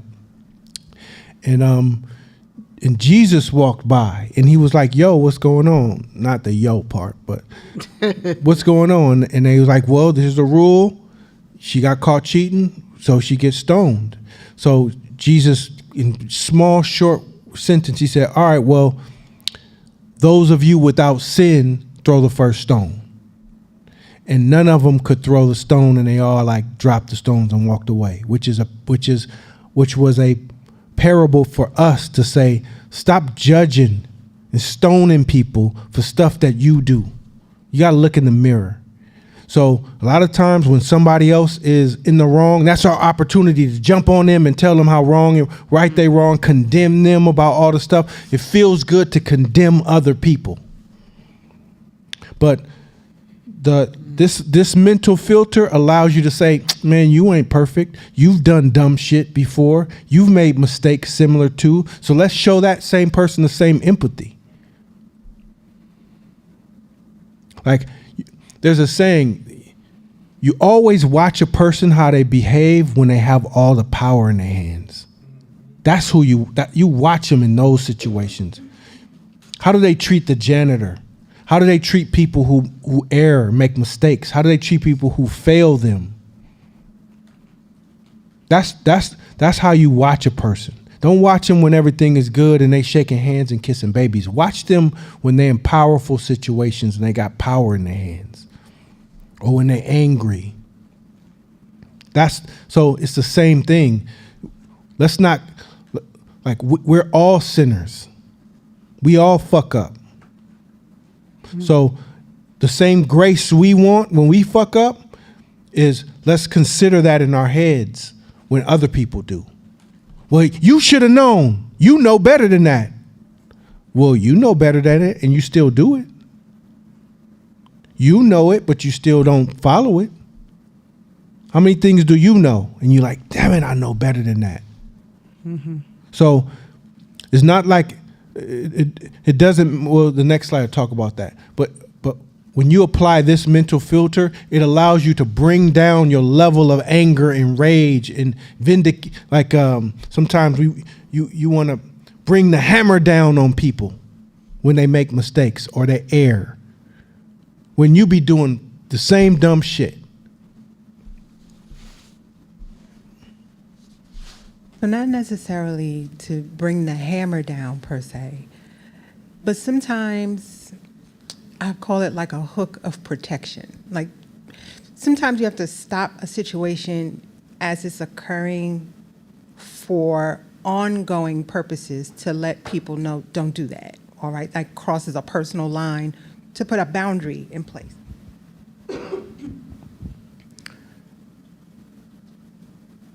But that, it doesn't really feel necessarily like as I'm listening to you talk about it, it doesn't necessarily seem like a hook. It just seems like when I look at number 5, what's my intention? It might not, yes, it's a question to be asked, but it might not matter what your intention is. I need you to not do that again, right? Mm-hmm. Or it might be, come back to this when you're more calm versus, I always heard the saying growing up, play with a puppy, it'll lick you in the mouth. Like, don't let people play with you. You need to check behavior sometimes when behavior happens in real time. I love that. That right? sounds like somebody grandmama taught you. Don't that. Yes. So I think all of this, yes, this is accurate, but I think sometimes for protection purposes or boundaries purposes, you do have to kind of put a hammer-ish down to just kind of put a line for people. Don't step over that line with me. So your point is great, and we're going in the next slide is going to answer it. But I'll give you the quick one. It's not the hammer that's the issue. It's the emotion attached to the hammer. It's the anger attached to the hammer. It's the emotion that's attached to the hammer that is the problem. Like if you have a nail, you need a hammer, right? And a hammer, you need to hit it with the amount of force needed for that nail to go through the wood. But it's not you don't swing the hammer with so much anger and frustration and madness because somebody disrespected you. And let's go to the last slide because that'll help. Bang. This doesn't mean you need to soften your action. So doesn't mean you need to soften your action. If it's hammer time, it's hammer time. It's the emotion that's attached to it. Keep going. Or make tough decisions or execute difficult communication. But the concept is to execute the best strategy, not the closest strategy to your emotional reasoning. That's it. So if you last slide, you went back to, if you went to mental filter number 3, thought about it, maybe called a friend with objectivity, and you guys came up with the answer that, hey, you need to bring that hammer. Cool, that's the best decision in the moment then.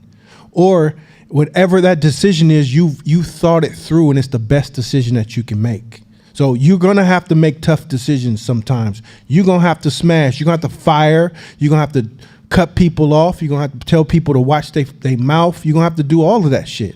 But it's all thought through and it's all strategized. And it's the best decision it's the best decision. It's not the first decision that you can reach to. Hammer every time.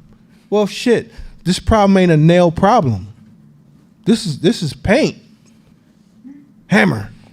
So now you have the reasoning, because if you use any of these mental filters, now you have the time to reason and say, all right, what is the best solution in this matter? And as an entrepreneur, a lot of times the shit's gonna be tough decisions, tough conversations. And the grace that you have with people is that I may not always say shit the right way. I'm a human. It may come out like at dinner. I may not mean to be defensive, but it may come out defensive.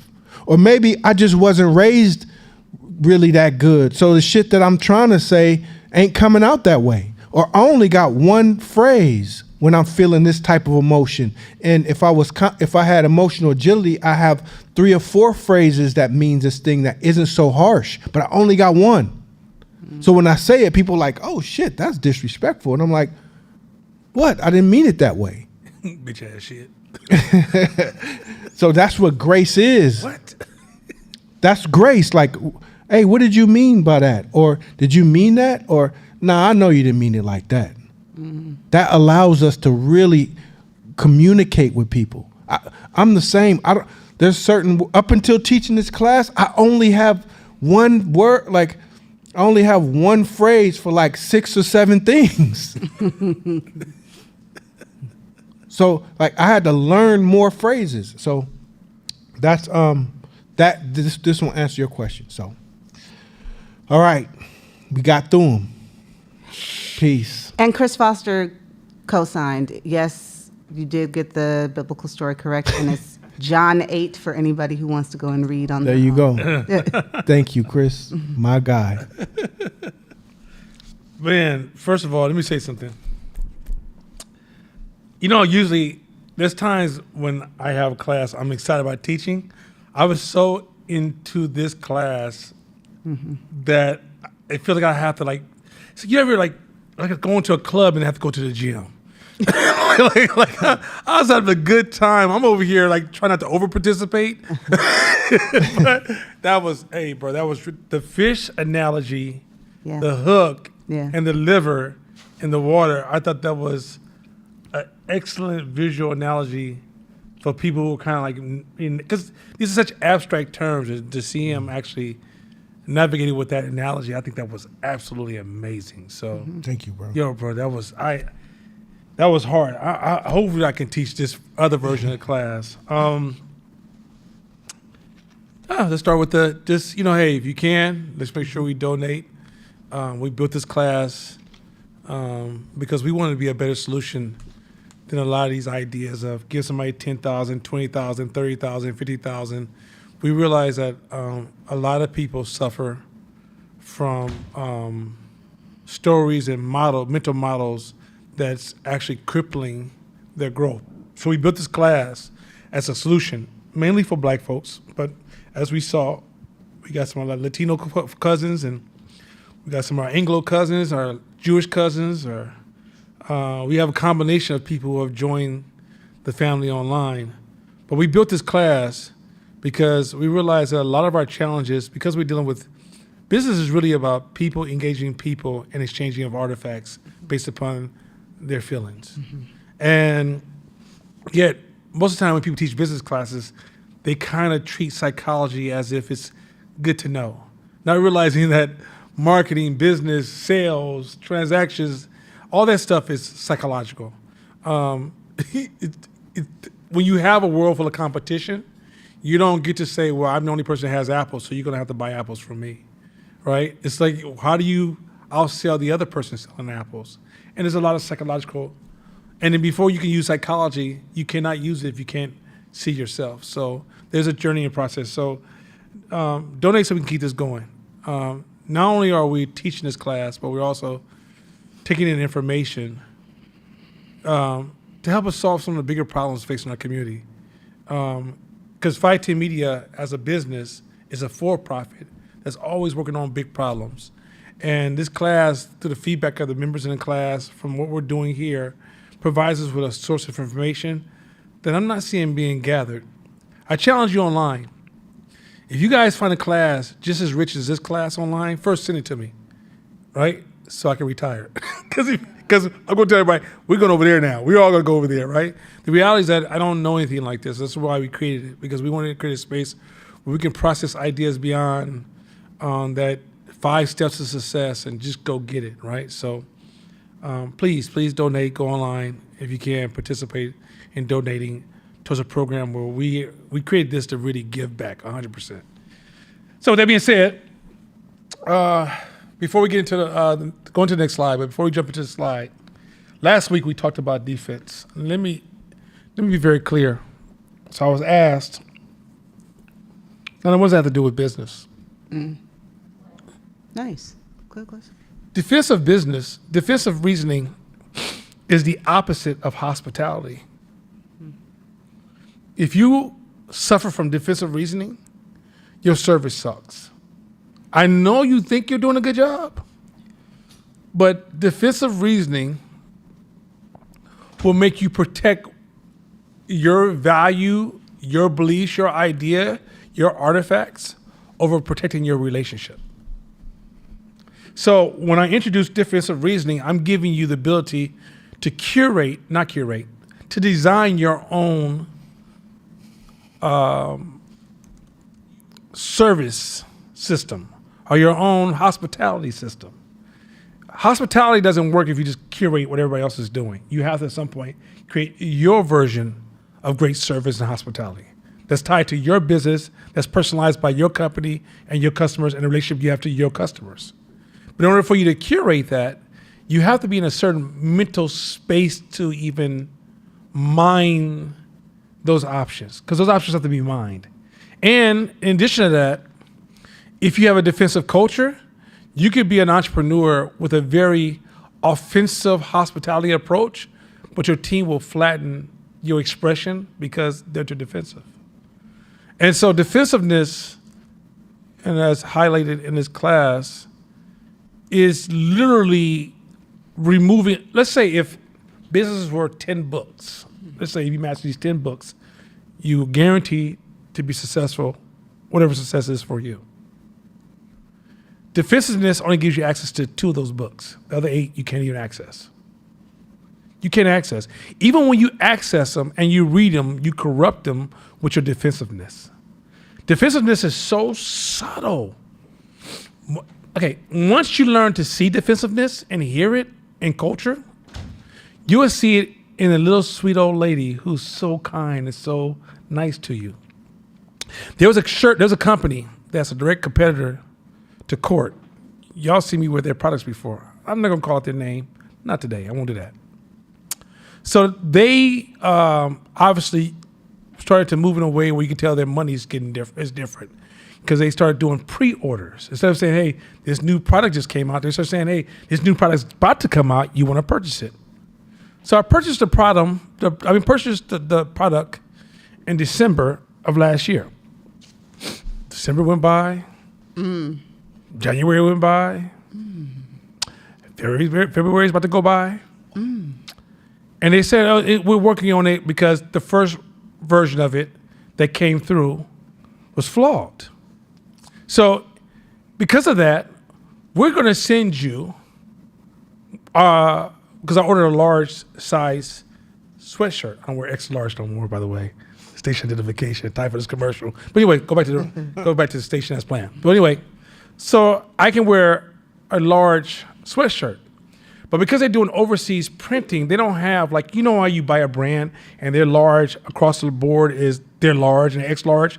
But some of their larges fit like large, some of their larges feels like mediums. Some of their extra large feels like large, some of their extra large feels like extra large.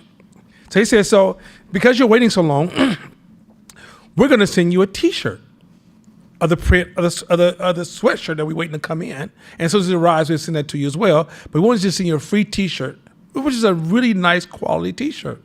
The problem is it's too small. I grab it, I'm like, oh, if I put this on, I'm going to be invited to Pride, right? It's not gonna work. So I was like, can't put this on. So I sent him a nice email and say, hey, by the way, love the t-shirt, love the quality. Thank you for the gesture, but is it possible I can receive an extra large because in your shirt designs, I don't wear a large? Here's the defense. Oh, man. So I'm just saying, let me see what I can do for you.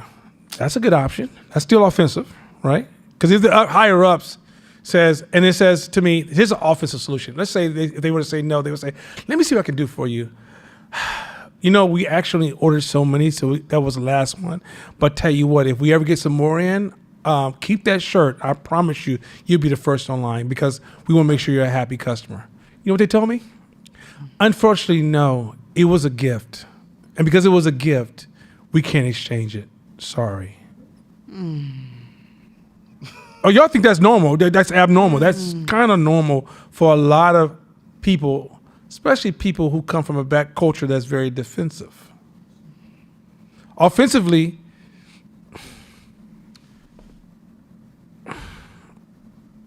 when you perform in an offensive space, you got to go over and beyond rational thinking.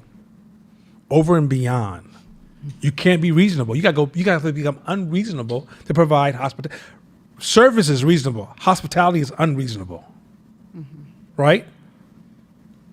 But if you're defensive, you don't realize it's such an undercurrent. It's a deep running principle that you don't even see it. They think I'm just following procedure. The person who probably told me is probably a lovely person. They weren't being an asshole to me, right? They probably thinking, our procedure is we can't return these because of da-da-da-da. Her email was full of so much defense that you said to me, you know, if competition makes something anything close to this, you should go over there. That's what the email said. You should find the next best solution next to our solution. Like, literally, that's what you just said to me because you don't sit in a world where you're the only company. But if you think you're the only company, that's also defensive. Embracing competition is offense. Like, that's part of offense. So you have to start to talk to the market as if I'm always under threat. But the response was, let me protect our position at the expense of your position. You went on defense. You went to war against your customer. Are you crazy? I'm not saying that, okay, even if they couldn't have sent it to me, they need to take time and consider it a very offensive form of communication that protects the relationship over everything. Not over, let me protect the policies and procedures we built in this space. A lot of universities and a lot of old businesses are dying, not because the new generation is better. It's because the old generation are trying to protect the old way and not be offensive and adapt to the new opportunities. This is how you become an OG in business.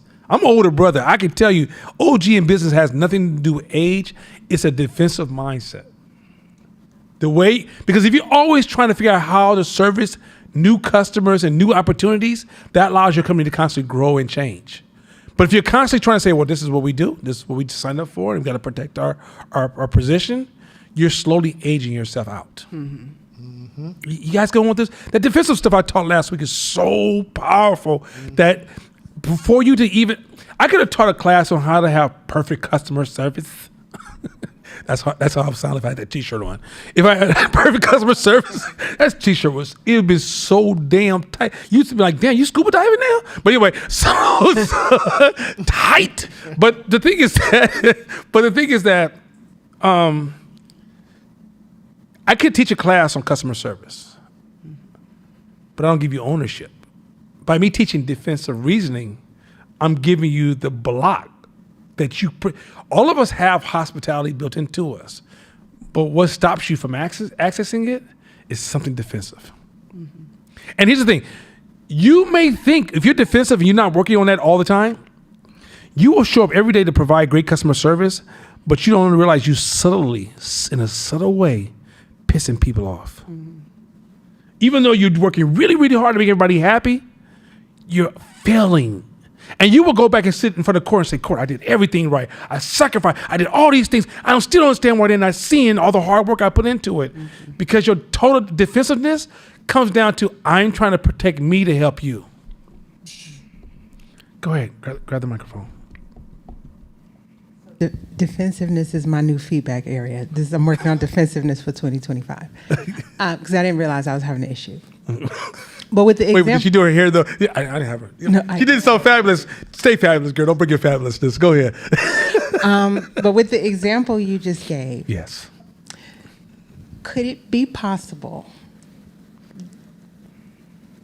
Is it defensiveness on the first round? Like when you said you reached out to the company with a question and they responded with a policy statement. Okay, so now it's just a difference of opinion. If you had come back and, wait, hold on, let me just finish the thought. If you had come back and said, I understand it's a gift and I understand that's your policy, however, X, Y, and Z. No customers and then will do they that. stood Customers, on it. Isn't that them defending there's it then? no incentive for a customer to come back a second time. Zero. In a world of competition, if I'm talking to Nike and they say this, I'm going to Adidas. If I'm talking to Adidas, they say that's going to Puma. Like that's how the market. When there's a world of competition, you don't get that space. This ain't like your cousin came to you. You woke up, you was kind of tired. They asked you a question. You was like, "Get the fuck out of my face." Excuse me, babe. I shouldn't be talking to you like that. Gas me again. Like that. That's family type. That's cool. One-on-one ration. That might work in your life. Even though in my life, when I have a little girl, I got to think about that as well. Like I got to think about everything my daughter does. I got to manage my responses. Because I realized that I'm the why in her life. And I got to make sure that I'm translating, communicating things clear to transfer ownership and to grow her, right? From my wife's doing that too, but I'm saying from and also the rest of her family and her godmommy, everybody's playing a role in her life. But I got to think about those things.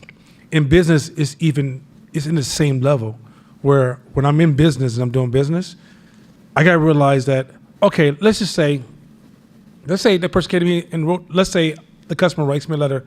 Hey man, why the fuck you send me this shirt, man? This is hella small. I got to hear the same way my emails sound as a business. I don't get to hear them equal. I get to say, my bad, man. Can we send you an extra large? Not, hey, you don't need to be all cussing at me, defensive. You don't need to talk like that, defensive. I should go to the higher. I should always go higher. Never match you. We're not equal. See, you're buying my shirt for $60, but my accountant said I just made 10, 20 million this year. So I'm gonna let a $60 conversation take me off my pedestal?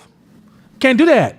I'm gonna always go higher than you because I don't know what the public's going through, because empathy, going back to his slides, I'm trying to drive, like, I don't know. Also, I'm assuming that I'm greater than you. Also, it's a little bit of subtlety of that. You know, it's a funny thing. Behind the car, two couple of days ago, I had to laugh myself. I'm like, this lady, why don't you just pull up so I can make this right?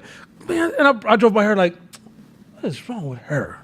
So I get to the next light, and I do it to somebody else because I was in deep thought, like, oh, I need this. And I looked in the mirror and said, oh, bro, you just did the same thing. Which says you don't know what's going on in people's lives. So to start playing that matching game, it means I'm going to project what I thought you meant, who you are to me, what other people have done to me. I'm hooked. So I always go higher. And so as a business, if the person would say, if I wrote them like, hey, man, this fucking shirt's too small. What's up? Same thing. Or what the fuck is this little midget ass shirt, right? All that stuff has been inappropriate language to say to a business. But as a business owner, I have to go, hey, so can we send you an extra large? I'm sorry. I'm higher. Mm-hmm. Scale this idea further. Start matching people tit for tat. Scale it. You're raggedy now. You're a raggedy ass business. Because people get to tell stories like, yeah, I called them and they said this. Because nobody ever tells people what they said first. And they get an email, see what she said? See what she said? Now, yeah, you know, she's real hood, real ghetto.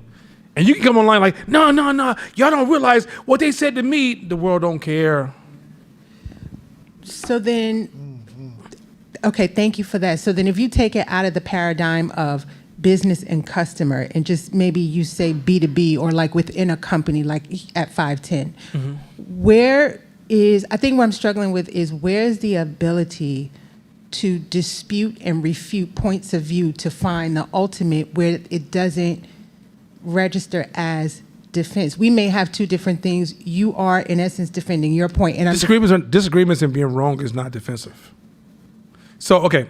They asked Neil deGrasse Tyson, I find this interview, it was amazing. They said, Neil deGrasse Tyson, can you tell me when have you been wrong? Like, can you tell me the last time you've been wrong? And Neil deGrasse Tyson said, I don't know how to answer your question, man. He said, what do you mean? Like, when have you been wrong? He goes, when science is standing on the frontier of life, you're always wrong. I'm always wrong. I don't know to look for when I'm wrong because it's just the way you have to accept.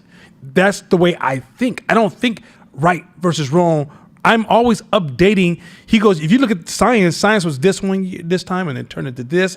And as it continues to update, that they stop using the language of the laws of science or the laws of the universe or the laws of gravity. They start using that language because they realize not that they were wrong. It's because once it updates, it could change and change and change. We don't know where it's going to go. So the discipline, and when you're in business, go back to this as an entrepreneur class. When you're on the edge of building something that's never been built before, you're going to be wrong a lot. That's part of the game. Otherwise, you're not innovating. If you're not wrong a lot, you're not innovating. So that means you got to create a culture that can walk down the path of being wrong all the time and share it together and know how to offensively gauge being wrong, how to offensively say, I want to challenge your position, and how to offensively receive that conversation and then chew on it to produce a better innovative solution, right? But if defensiveness creeps in there and somebody personalizes, like, well, what you saying, I felt like, why do you feel? What do you mean you felt? Like, where did you come into this conversation when we're talking about designing a new phone? Explain to me how you're part of this. This is why, if you want to say one of the things I hated so much business-wise about social justice, it brought too much defense that stopped this from happening.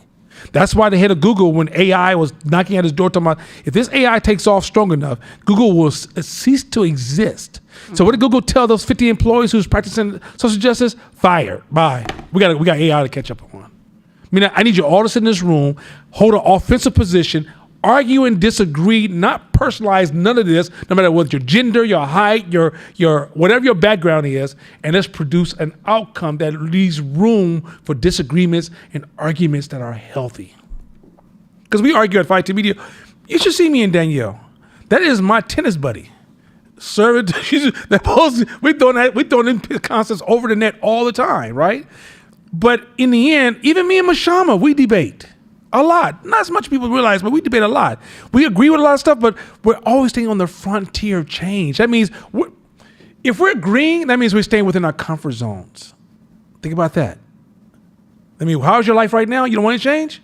You shouldn't. And if the person around you don't want to change, you guys don't have a lot to disagree about. You'd be like, yeah, well, like we used to sit in the house. Yeah, we stay in the house. Temperature 65. Yeah, it should be 65. What the fuck are we talking about, right? But if somebody says, hey, let's try something new, that's grounds for disagreements. Mm-hmm. So disagreements can be offensive. Defensive disagreements is personal. All the kind of distortions that he just linked into there, that's when the disagreements turns into something else. And if your employees are scared to question you, that means you created a toxic defensive environment that says if I question you, my position is being threatened because the environment is defensive or you're defensive or something is going to attack them for their positioning. Where you'll find that high performers who are producing innovative things, they debate all the time. They'll even tell you, I think this sucks. Whatever you design here, this sucks. Gosh, I don't know what the hell this is. This sucks. Right? And you don't say, oh my God, how dare it? Her, him, it, they, whatever. You say, why does it suck? What do you see that I don't see? And it moves forward. That's the big difference. So defensive is not, being offensive is not being blindly submissive. Yeah, sure. Whatever you say, hey, no problems. We debate and defend certain stuff, but in the interest of a greater solution, not in the interest of you being right or me being right. We don't give a shit about that because we both realize we're flawed. All right. Y'all ready to get this letter? Pastor Chris, y'all sent for him. You know you're going to get Jesus, but you're going to get these jokes. He is in these comments getting at you. Oh, well, first of all, pause. Number two, he don't want to do this. He don't do this. My brother knows he'll get these jokes too. But that's him. That's my brother. He is the most righteous, funniest. He should be, you know what? He should do pastor humor. Because he got to be one of the funniest cats ever. But yeah, so defensiveness is knowing how to sit in a space and allow, you know, I ever told you something, like me and Mashan has only had 2 arguments, or 1 or 2 arguments in 19 years. Me and my wife, maybe we had 4. Right? It's because we're trying to practice more offense than defense. Mm-hmm. When one of us go more defensive, then arguments will start to produce itself. All right? All right, let's go to the letter of inference. And tell Pastor Chris, when I read these jokes, we're going to have some problems. But go ahead. Because trust me, I get the microphone next week, and I will unleash like a dragon. The ladder of inference. A deep dive into Chris Argyris's concept. I learned how to say his name. There you go. The ladder of inference is a mental model developed by Chris Argyris that explains how people move from observing reality to taking action based on their beliefs and assumptions. So there's this concept we're gonna tap into a little bit later. I'm gonna paraphrase it, but we'll read it later on. It says, I know what you're looking at, but what do you see? I want you to just process that for a second. I know what you're looking at, but what do you see? You'll be surprised people don't see what they see. They don't see what they're looking at. Because on top of what we see is these assumptions and these stories. So this is gonna get really, really dope. Keep going. This process happens so quickly in our minds that we often don't realize we are skipping steps, which can lead to miscommunication, flawed decision-making, and conflict. So this requires, the ladder of inference is something you have to practice. Don't try to rationalize it. You're gonna have to practice. You're gonna discover lateral inference more in hindsight and later on in foresight, right? But you'll find out that lateral inference is you're gonna have to learn how to hear your thoughts beyond what you have to say. You're gonna have to learn how to reflect on your thoughts and your ideas. Matter of fact, you may have to practice rehearsing what you have to think and say to have access to this part of your thinking. Go ahead. As an entrepreneur, understanding the ladder of inference can help you make better business decisions, communicate more effectively, and challenge assumptions that might be limiting your success. So I'm really going to, require this, Cal. I'm extending course class. That's next slide. The 7 rungs of the ladder of inference. Imagine a ladder where each step represents a stage of thinking. The higher up you go, the more assumptions you make, moving further from objective reality. I want y'all to read that one more time and really process that, and I'm going to get into this. Just read it from Imagine. Imagine a ladder where each step represents a stage of thinking. The higher up... Just real quick before, so really imagine, let's say where you are right now, or let's go back to when you first started your business, or you first came out of college, or you first left your mama's house, right? You had a way of thinking about reality, right? So as you start to climb the ladder, go ahead. The higher up you go, the more assumptions you make. Stop. Isn't that the opposite of what we think? We think if somebody's really up at the top, they know what's going on with the real world, right? The higher you climb, the more you're a victim of assumptions. Because you really don't know where to... Remember I used to say a few years back, if you get here, what got you here won't get you here. That's the ladder I'm talking about. What got you here won't get you here. Let's invert. What got you here, and as you got here, do you understand that you also have more assumptions added to your pool of assumptions as you move through life? That means you've even adopted information because court said, you don't really say court told me, this is why I say this. But you just kind of embrace that assumption now because the higher you get, your learning rate would have to be so fast. You have so much, you don't have enough time in your life because you're so busy trying to grow, produce, make decisions that there's a lot of assumptions starting to fill the space. Then you seal your assumptions with your title. You ever talk to a basketball athlete or a superstar and try to give them some advice? It is the worst experience known to man. You ever talk to somebody who got a lot of money and try to have a conversation? Forget about it. A lot of times, because their assumptions have been validated by their money or by their title, well, who are you to question my assumptions? This is a dangerous space for all of us because you got to know you're in that fragile space. Now, cold-blooded leaders will take time and listen to people on purpose. But bad leadership will start to solidify their assumptions. And when I say solidify their assumptions, build their ego on top of their assumptions. This is cold. You see it all the time with black folks, how we play this, I know more than you, I'm more professional than you, I'm more degreed than you, I'm more educated than you. You're also more assumptions than me. Stay with that. This is cold game. Go ahead. Moving further from objective reality. Meaning that if you want to improve your decision making, you have to improve your relationship to reality, right? So what happens in business is that why some people will grow and die is because as they grew, they disconnected more and more from reality, right? You start to see certain things. Like, for example, in business, you forget that you're here serving others and you start thinking that you're greater than others, right? You'll forget what got you there and you start thinking that you ordained by God to be there. You guys don't go with this, like, you really start to buy into these ideas because the growth creates these assumptions that disconnect you from the reality you're part of. Next slide. Observable reality and facts, bottom of the ladder. This is the raw data. Everything that happens in the world around you. An example is a customer walks into your store, looks at your product, and leaves without buying anything. So that's straightforward, right? That's basic reality. Next slide. This is what your brain does. Selected reality, what we notice.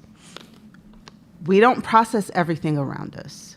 We selectively focus on certain data based on our past experiences and biases. Whoa. Real quick before we get into that. So remember I said, I know what you're looking at, but what do you see? Customer didn't buy your product, but what kicks in quietly is your interpretation of what that means to you. Read the next one. So an example, you might focus only on the fact that the customer left without buying, rather than noticing that they seemed interested but checked their phone before leaving. So there's multiple stories that are unfolding in front of you. Multiple stories, because when you in observation, it's the story meaning making machine that's in your brain that starts to take off and create all these different stories. Meaning that you're at all these moments. You're at moments that could have been an opportunity, and you're at a moment that could have been a loss. Or you're at a moment that you just gave up the opportunity. What did you see? Me and Michelle was on the phone today, and there was a Latino cat who loved us at City San Francisco. His name was Tomas. Yes. And Tomas received a promotion to the state. What did we do? Good job, Tomas. Bye. We didn't see what we should have saw. Now today, what we saw was we should have showed up strong in that space. Because part of building a relationship is being in the right space at the right time at emotional height to build a connection. Our emotional down, build connection. Our emotional distortion, build a connection, right? We see that because business to us is about relationships. At the time, what did we saw? We saw a transaction disappearing. Meaning that as we're growing, this is important to see. You got to understand that you're at these forks in the road all the time where you can make all these different assumptions. Imagine these forks having 4 or 5 different choices. Why do you keep making that choice? And then again, another fork, that choice. That is a space that you're making an assumption that might not necessarily be the problem. You guys get on with this? Like, these things that unfold in front of you. We talked about reframing in this class, right? We talked about defensive culture in this class. So something happens. If you reframe it, it could be an opportunity. It could be multiple opportunities. Which one do you always see? That's so powerful. Because then you realize it ain't some outside force preventing your growth. It's your blindness. Your assumption game is fucked. And if you don't know how to challenge your assumption game, you may be following your poverty may be you've been following, you've been hunting, you've been Sherlock Holming your assumptions this whole time to your own poverty. Every time you align with your assumptions, you get the same reality.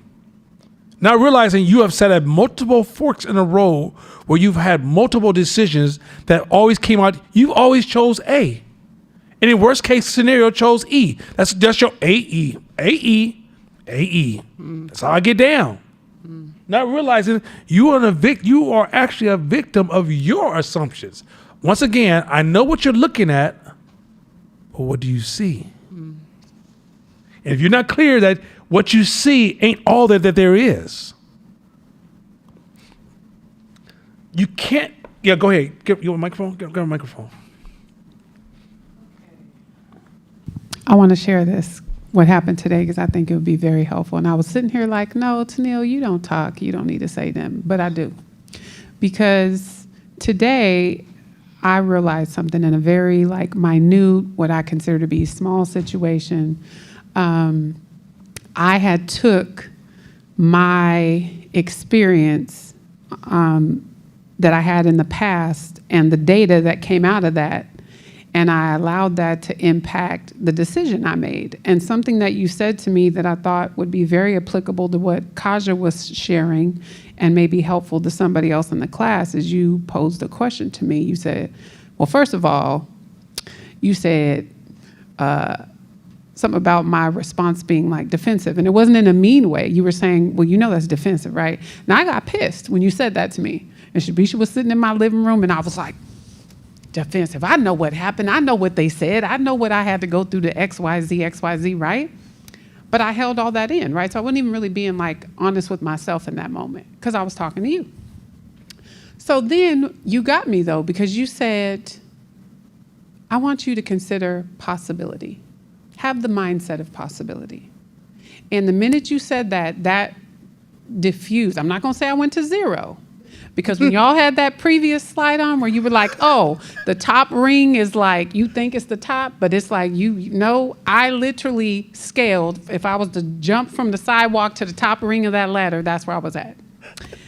And then I went to kind of beat myself up a little bit. So Nana was like, no, like I'm trying to relieve the weight off of you. Like this is just, it's an assumption, you know, but I want you to consider possibility. Now, because I did that, there was a solution, right? Even though, I'm gonna be honest with you, my ego was like, I did what you asked me.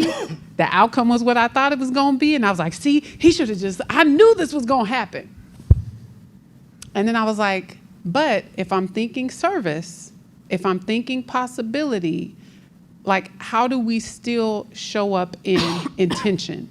The intention, I love to serve, I love to help. So I'm like, I have to get out of my own way sometimes in wanting to be right or to go, see, Nana, you wanted your way, but I told you it was gonna happen like this. And I'm trying to justify, I realized like the outcome is really where's your heart, Sunil? Like, what did you wanna do and what was Nana's intention?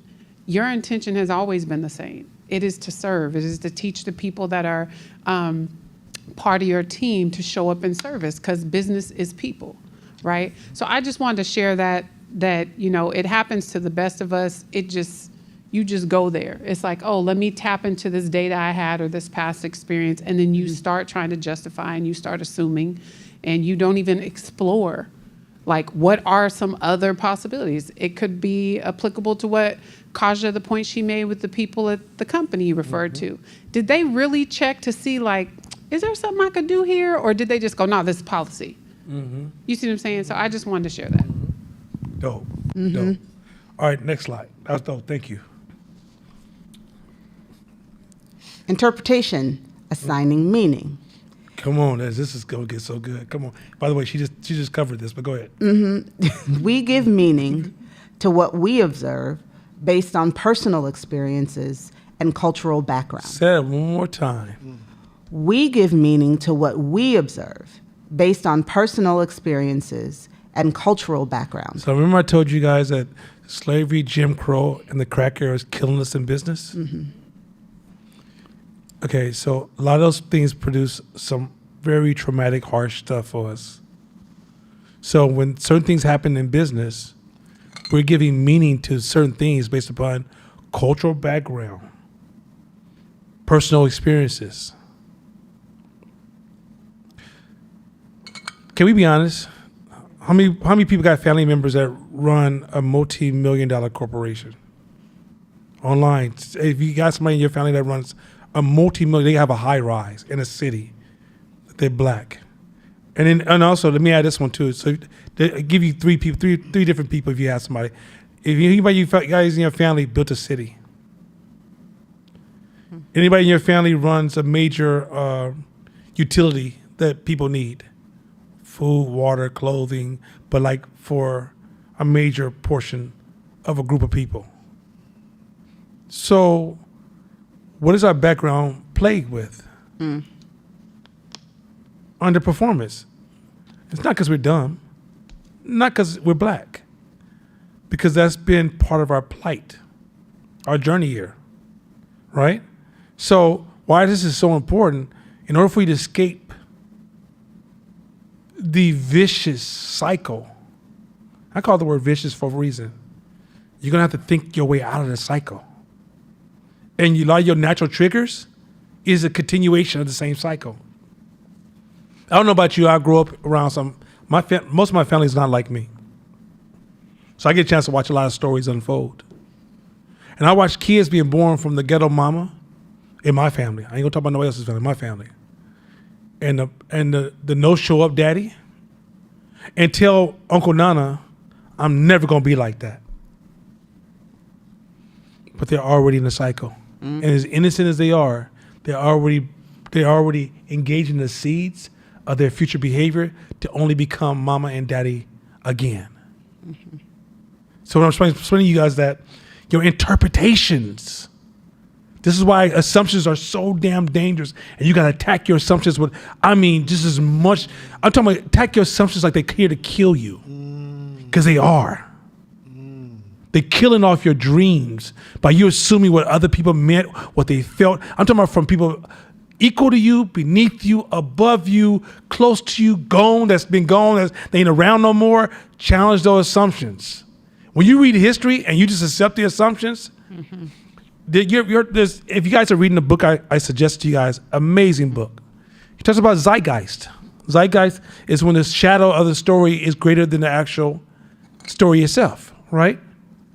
The assumption, what happens is that, I told somebody the other day, like we talked about the Cowboys, right? Where the regional meaning of Cowboys and what they mean today are two different things, right?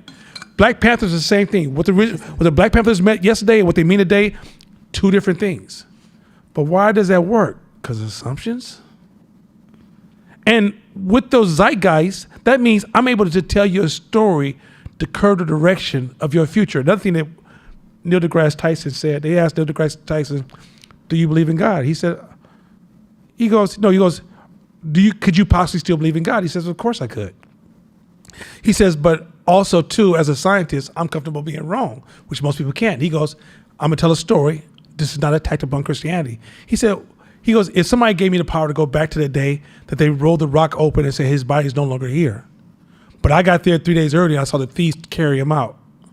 Now that was a major pivoting point for Christianity. Could I still be a Christian? Mm-hmm. These are powerful questions that, can you move in a world where people have solidified assumptions, historical assumptions? Not saying it's not true, not saying it's true. That's not the point of my argument. And nor am I trying to, please don't shrink this down to that low level frequency. I'm saying, can you get your brain to a point that says to yourself, how much am I assuming here? And how much are my assumptions that come from my culture, my background, and my experiences poisoning my relationships? Keep going. Example. Use the same slide example. You assume that the customer wasn't interested in your product. Oh, people over here coming in and touching my product. They don't even want my shit. Some of y'all get offended. The lady comes in there like, I've seen people regulate people interaction with their product because you feel like they wasting your time coming there, touching my stuff, whatever. I don't know if you guys been paying attention to this online thing. It went from try on these clothes, whatever, try them on. It should be built into your cost. To, you can try them on, but I'm going to have to charge you to, because I can't afford this. Oh, the restock. The restock. you punishing the customer again? You're offended? Like, this is what, so let me tell you what Zappos discovered. Zappos discovered the person who had the highest return was their higher purchasing customers, because they brought so much stuff, they were returning stuff. So in the end, as you went into this defensive, got to protect myself, because you're assuming that they're just returning stuff and not being whatever your assumption is, you start punishing your highest purchasers. You see how this game works? Like, your personal cultural way you feel about it, I feel some kind of way, that's how black people, I feel some kind of way, is killing you. That's not business. Business is interacting with diversity. I mean, that people from different backgrounds, first of all, side note, somebody says the word, I believe in diversity, and if the next phrase out their mouth is people of color, you just got rid of the word diversity. That's opposite of diversity. Because you just start to say everybody's the same thing when they say people of color. People of color is full of diversity. So to summarize diversity as people of color is the opposite. Okay, maybe I'll see it. It's the craziest shit ever. Just not a moment because I promise I'll get you. So the reality is that you can't bring your cultural understanding to a world full of people who are diverse from your cultural background. Now, this is diversity. I can talk. I ain't talking to other shit. This diversity I'm talking. When you go into the market, you don't get to choose your customers, or your customers choose you. Mm-hmm. You understand me? So, don't hate the player, hate the game. But it was this. So the reality is that if you're working with a diverse group and background, what could poison your interaction with your market is your background. Mm-hmm. You going with me on this? Mm-hmm. You're serving. Human beings have a tendency to project on the others. This is what I would do. This is what I assume you are. Mm-hmm. But when you're in business, you got to get past that distortion. I'm engaging a certain culture. Even though I'm engaging that culture, let's say I had a product that took off amongst the skateboarders. I'm not a skateboarder. Mm-hmm. But if I'm going to serve the skateboarders, I'm going to have to be diligent about alignment, not allowing my background to corrupt our relationship. Mm-hmm. Going with this? Okay. Next slide.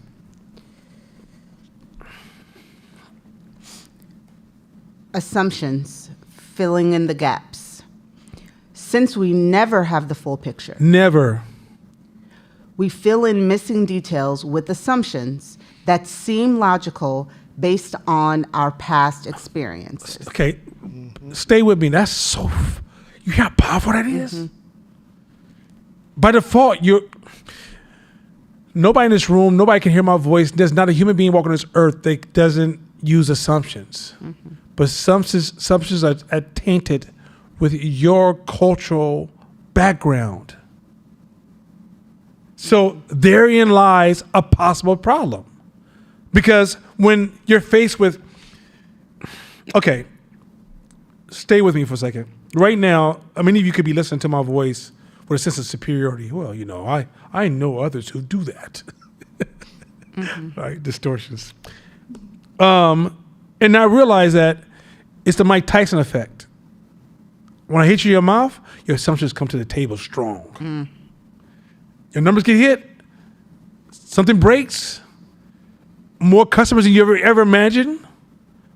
Any type of stress, good, bad, unfamiliar, will amplify your assumptions. And if you don't know how to check your assumptions in the midst of battle, before battle, and after battle, your assumptions, not the outside world, not the evil peoples, your assumptions are causing your destruction. And it's so easy to be like, oh, they don't. This is why radical responsibility makes you come back to your assumptions. If you don't have radical responsibility, it's easy to be like, because court didn't do this. Mm-hmm. Well, based on my assumptions, why did he need to do that? Why? Could he did it this way, that way, this way? You won't even know to look for those other. I'm not saying you need to have all those other options when a moment arises, but you got to know how to look for them. But you won't even look for them. All you do is continue to double down, build all these emotions, get hooked, and fight for your assumption. Not realizing your assumption is the problem. And when I come along and say, hey, Shabisha, horrible assumption, what you heard is, you're horrible. Mm-hmm. Now I can't talk to you because you look too harsh. I'm out. I talk to one of my girlfriends who knows she shares my cultural, which is true.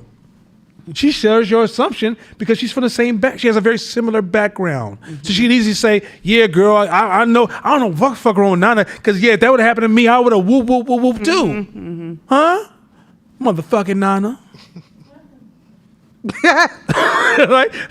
But that happens because you don't realize that unconsciously, you guys are not scheming against me, but unconsciously, you guys have similarities that makes that background assumption that's naturally, it's invisible and baked in the process and happens before your brain even catches it, allows you to collaborate and say, we don't like him, we're going this way, to not realize you're walking down a dead end. Call your assumptions. Keep going. So example, you assume that your pricing must be too high, rather than considering other possibilities like the customer needing more time to decide. I need to work on my prices. Why? I don't even know. Now I want to talk to you so we can work on my pricing. You don't want to talk about your assumption first?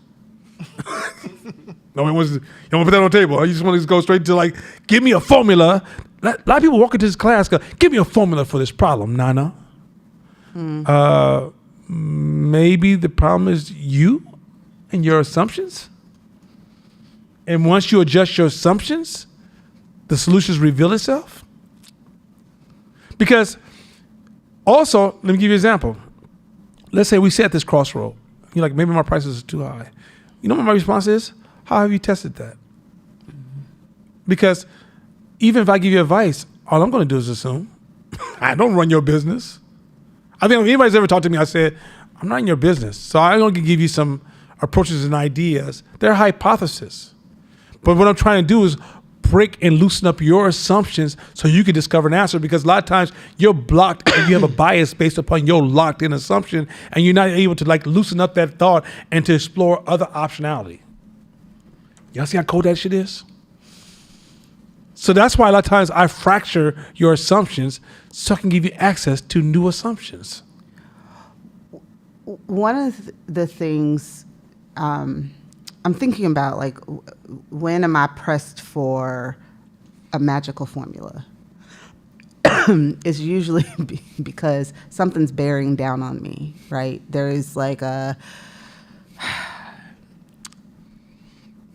going back to Court's other side, I'm overwhelmed by something. There's a decision that feels bigger than me, or there's an opportunity that I feel like I'm gonna screw up something, right? And then, you reach out in a panic, like, I don't really know how to confront this or address this. And at that moment, I don't always feel like I have access to my assumptions. Oh yes, actually, so Like, they're not. so Yeah. business. Remember I told you isolation kills us all. Yeah. Isolation allows our assumptions to reign king, our queen. Right? You by yourself, you could just assume all you want. Who gonna question it? Who gonna challenge it? Ain't nobody gonna talk to me. I know what the fuck I think. I'm brilliant. I got us this far, right? What? Right? That's isolated assumptions. When you finally build people around you to challenge your assumptions, this is how you ask for advice. Here's what's happening from me. This is what I'm thinking. Am I thinking about this right? Boom. I put my assumptions on the table first. Right? And is there another way I should be thinking about this? Right? Or you ask yourself, what premise has to be true for all the feelings I'm having? I'm teaching the same thing? You got to go back to what absolutely has to be true for me to be feeling or be stuck in this situation. And as you go back and start to examine, you start saying, I don't know if that's true.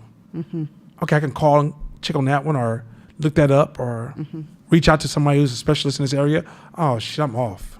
That's happened to me so many times where my spirit was overwhelmed to a point that it possessed my brain to say, they got me fucked up. I know I'm true. Right? It felt like I was possessed and couldn't see past my spiritual being. I'm right. And somebody would walk in the room and be like, that's not how it works. And I go, oh. And the spirit be like, I don't know why. I don't want to blame me. You don't want to blame me. He's like, that's a fucked up spirit. Like, he's with me until she goes the other way. And he be like, hey, you control this, not me. I'm just with you. Just a minute ago, you was like, we right, baby. You do what you got to do. Let that motherfucker go. So, you guys can all go with this, like, this assumption game is so powerful that this is why even this environment, this environment right here, if you're in here feeling good every conversation, find a better class. Because you should be challenging your assumption all the time. This class should make you go, go ahead.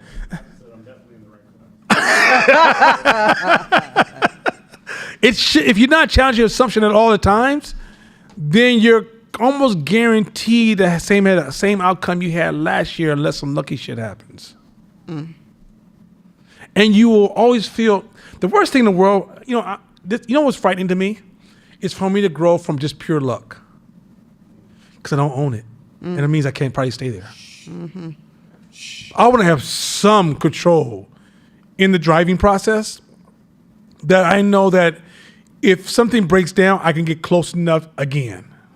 Or I can stay here. I can stay at least, I only have to go down one floor. I don't have to go all the way down to the fucking mailroom. Right? I want to know I have some ownership in this conversation. And so I don't feel comfortable resting on my assumptions. Do you know I walk around all the time and I question my assumptions? Sometimes me and ChatGPT been having the longest dialogue in the world about my assumptions when I can't find another person. A lot of times my team will tell you, a lot of things I talk about in this class, to filter out my assumptions, my staff's gonna hear about it, my family's gonna hear about it, my friends gonna hear about it, then finally y'all hear about it. Because I'm trying to say, where are my assumptions fitting into this space? And sometimes I'm looking for you to be like, that's trash. Like, why you think it's trash? Like, I'm thinking, did you find something? Did you find something? Huh? You see the difference there? You see how my brain is framing it different than most people? But if I'm trying to protect my assumptions, I'm defensive. I don't give a shit about my assumption. I realize most of the shit I believe in is assumptions. Because all of us are victims of that. Every book I've ever read, I assume this person's giving me the truth because I assume the college they went to, they assume they did the work and they assume they did. You don't know if that's true. Right. When you get in this game, the person who over leverages I'm more intelligent than you, that's not a thing. If a car mechanic is a master mechanic and knows the math of cars and engines, are you surprised he or she's a horrible chef? Is that also intelligence? So don't you give one like, see how we projected, since you know this, you must have all these other forms of knowledge. When y'all sit in offices and you meet people who are very charismatic, a huge glossary of language, you make these assumptions. Nana doesn't. Nana let it come to him. Or like, if you talk to me, I let it come to me. I was listening to Hey, yo. Okay, yeah, he got me. That was a good one. that reminded me of President Obama. They were interviewing him and it was like, yo, what's one major thing you learned about being president? And he was like, I've been in all these rooms with the top people in the world, the top dignitaries in the world, and I've learned people ain't all that. Yeah. They just regular people. And you think they all that, but they really not. And most of the time you got more game than they do. But we just devalue ourselves as people and don't realize that. A lot of our assumptions are tainted with we're lesser than. And because you have that lesser than, you automatically start the battle weak, not realizing you're the strongest person in the room. But the Dennis Rodman effect got you fucked up, and now you playing your lower role because somebody made this comment that was dismissive, some social justice undertone that you like, I would cancel if I was online. And now you playing like you're a G League rookie, as opposed to you are the number one player on the team right now. Assumptions. Kid number 5, next slide. Conclusions. Creating beliefs. We draw conclusions based on our assumptions, making them feel like truths rather than possibilities. So,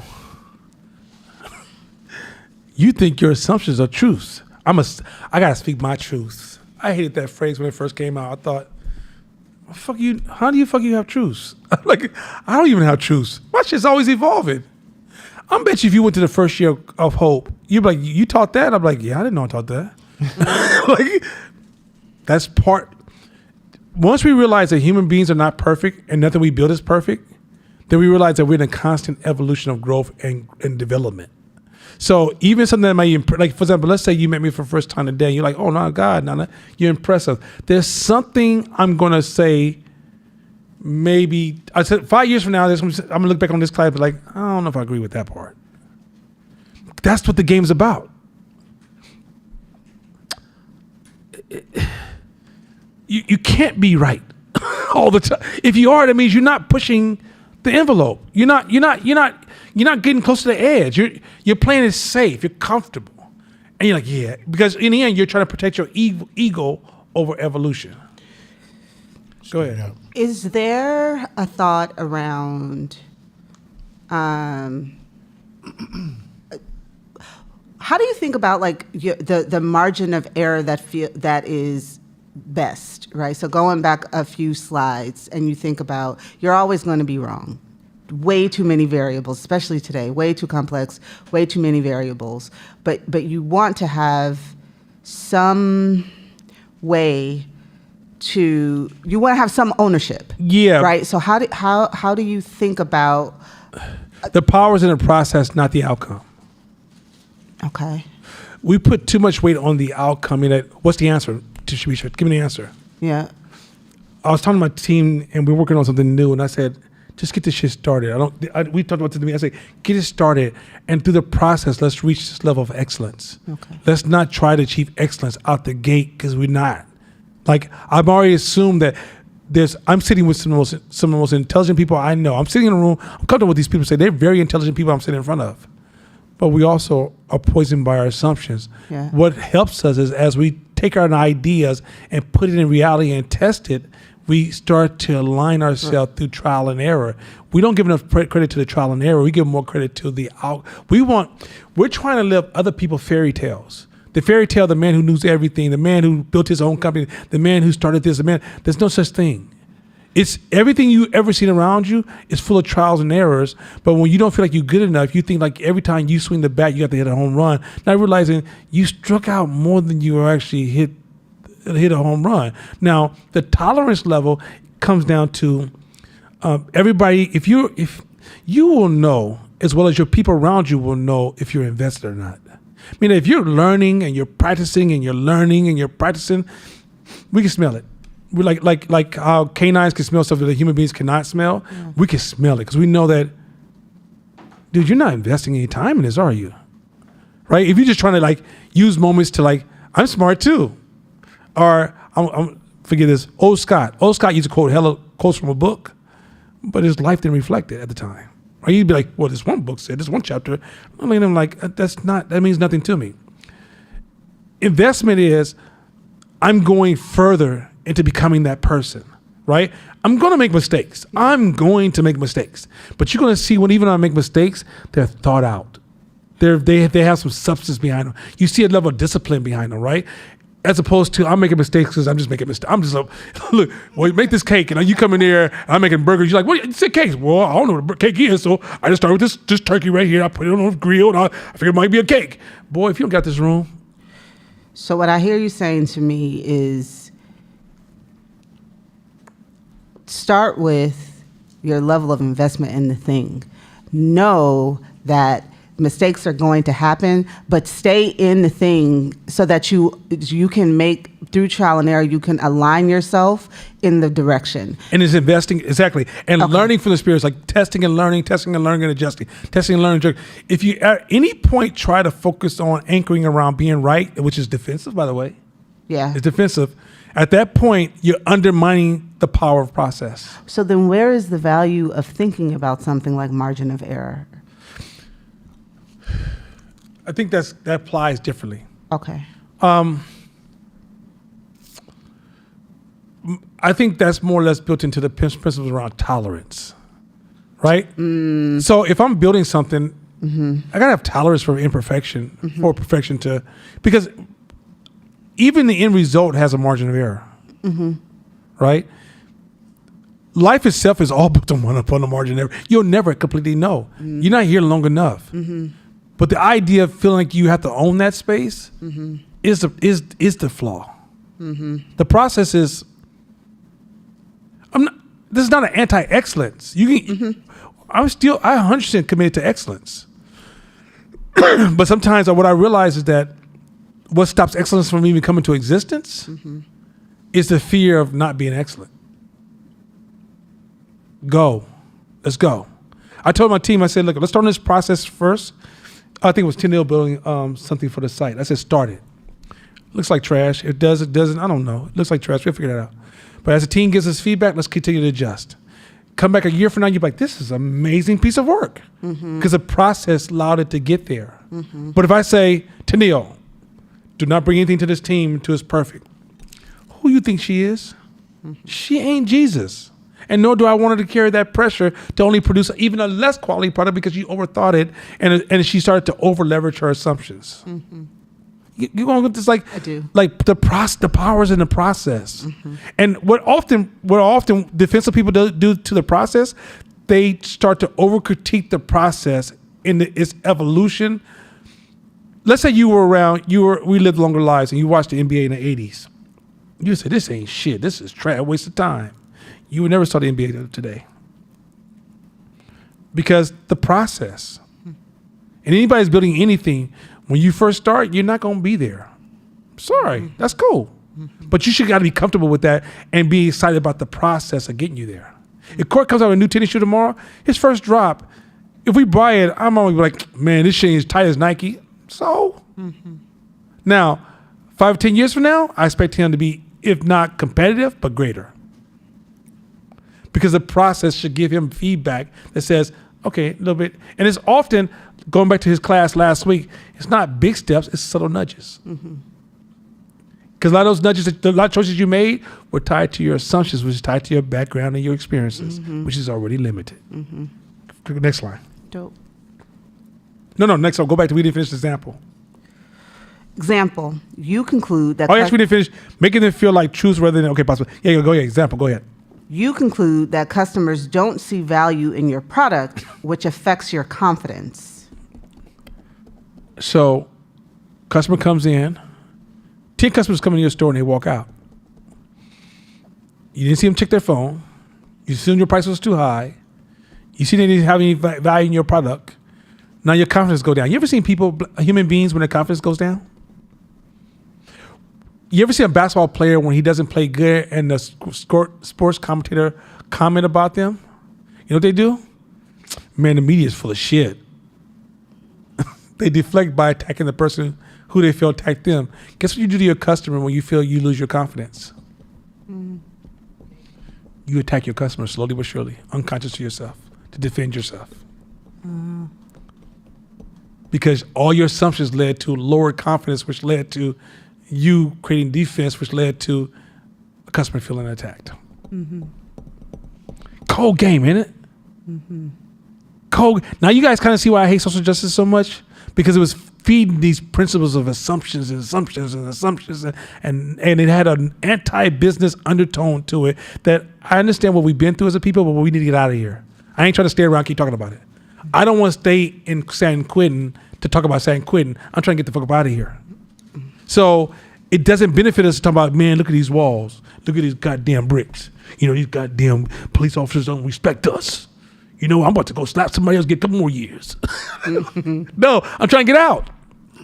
So at the end of the day, we don't realize that when we're trying to play offense, here came this movement that was amplifying, was poking their finger in our wound. They didn't notice you.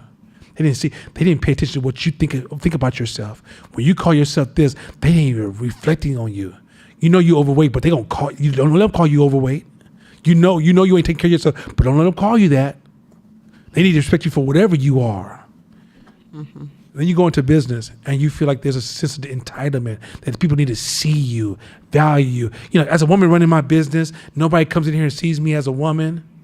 No, they just wanted something to drink. That's all they wanted, something to drink. I don't think that shit was part of their projection. But your assumptions were killing you, not the customer.